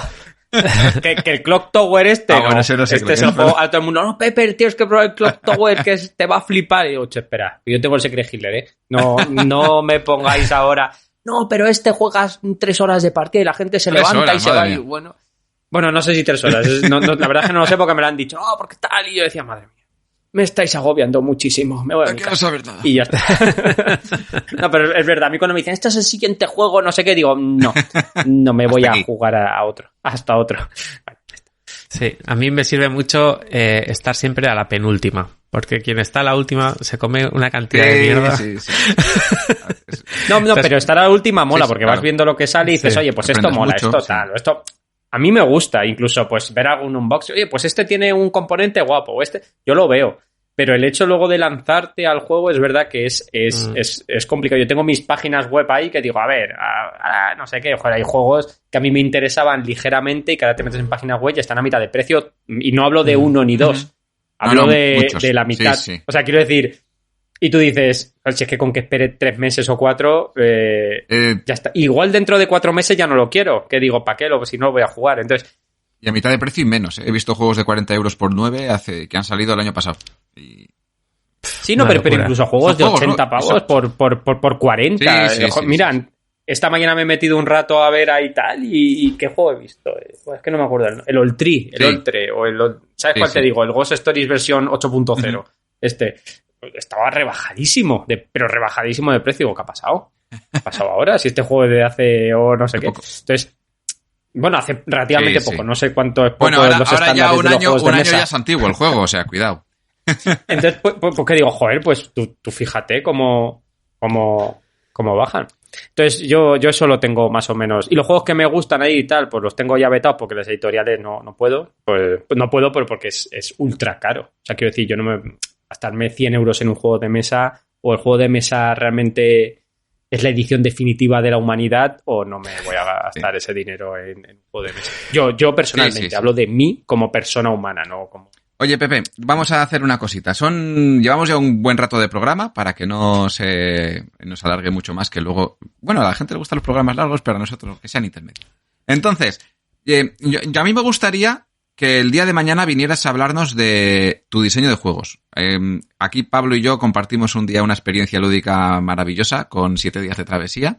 Y detrás de ese juego y de otros tantos que tienes publicados, creo que hay mucho diseño detrás que se puede contar. Y además, yo ya viendo tu orativa, hay aquí para otro programa o para dos sin problema. Así que, a no ser que Pablo quiera añadir algo más ahora, yo te invito a que otro día, programa futuro, pues vengas y nos hables de tu diseño, de cómo has diseñado. Puede ser bastante más adelante. Sí, no tiene que ser ahora, obviamente. Sí, claro, pero... además, ahora tiene que venir otra invitada o invitado, levantar otra vez el laboratorio de juegos del barro más absoluto en el que os habéis metido, y cuando estéis otra vez en la cumbre, me volvéis a llamar para bajar. Todo lo contrario, el siguiente tendremos que ser Adriano y yo para que a nadie le dé vergüenza venir a hablar. No creo, ya te digo yo que no le dé vergüenza, ya te digo yo que no. Pues sí, yo he disfrutado muchísimo los juegos que he jugado de Pepe, y sobre todo además es que sé que hay muchísimo que aprender de ese diseño, porque casi siempre es lo que descuidamos más en nuestros juegos, o sea, la narrativa. Casi siempre la gente dice, no, yo parto del tema, y dices, ya, pero no partes de la narrativa, partes de un tema de Wikipedia, o sea, partes de un tema de conocimiento, no como una historia, sino como conocimiento explícito, ¿no? Entonces, cuando luego juegas a un juego de los de Pepe y empiezan a surgir un montón de cosas que además en cada partida son diferentes y que siempre surgen, dices, ¿cómo hostias hace este señor para que siempre pasen cosas súper intensas y súper tal? Y además, conociendo o intuyendo pues cómo funciona tu cabeza, dices, es que esto además tiene que tener un método. O sea, no es que haya habido aquí una magia que le ha tocado la lotería y tal, sino que luego juegas a otro juego que no se parece mucho mecánicamente, pero que luego de repente las sensaciones, joder, pues tienen el mismo... no sé, la misma forma, y dices, esto aquí tiene que haber truqui, tiene que haber un método. Y si en algún momento nos pudieras hablar de tus diseños, pues yo creo que la audiencia lo agradecería un montón. Maravilloso, sin ningún problema.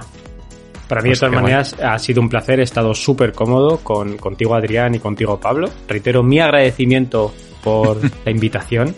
He estado muy a gusto. Y ya está.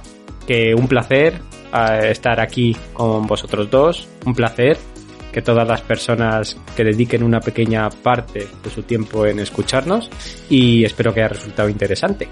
Y seguir escuchando Laboratorio de Juegos y la labor de Adrián y Pablo, que es inconmensurable. Un gusto, chicos. Muchas gracias por las palabras. Aquí Es tan buen narrador que el punto final lo ha puesto él, así que ahora cualquier cosa que digamos es a peor. Lo dejamos aquí, así no decimos ninguna palabra más, Pablo. Muchas gracias por venir, Pepe. Es un verdadero placer. Y a la audiencia, como siempre, nos vemos en el siguiente programa de Laboratorio de Juegos. Hasta luego. Adiós. Hasta luego. Puedes seguirnos en las redes sociales, Instagram y Twitter, laboratorio_POD. También puedes escucharnos en YouTube, iVoox, Spotify y Google Podcast, Laboratorio de Juegos.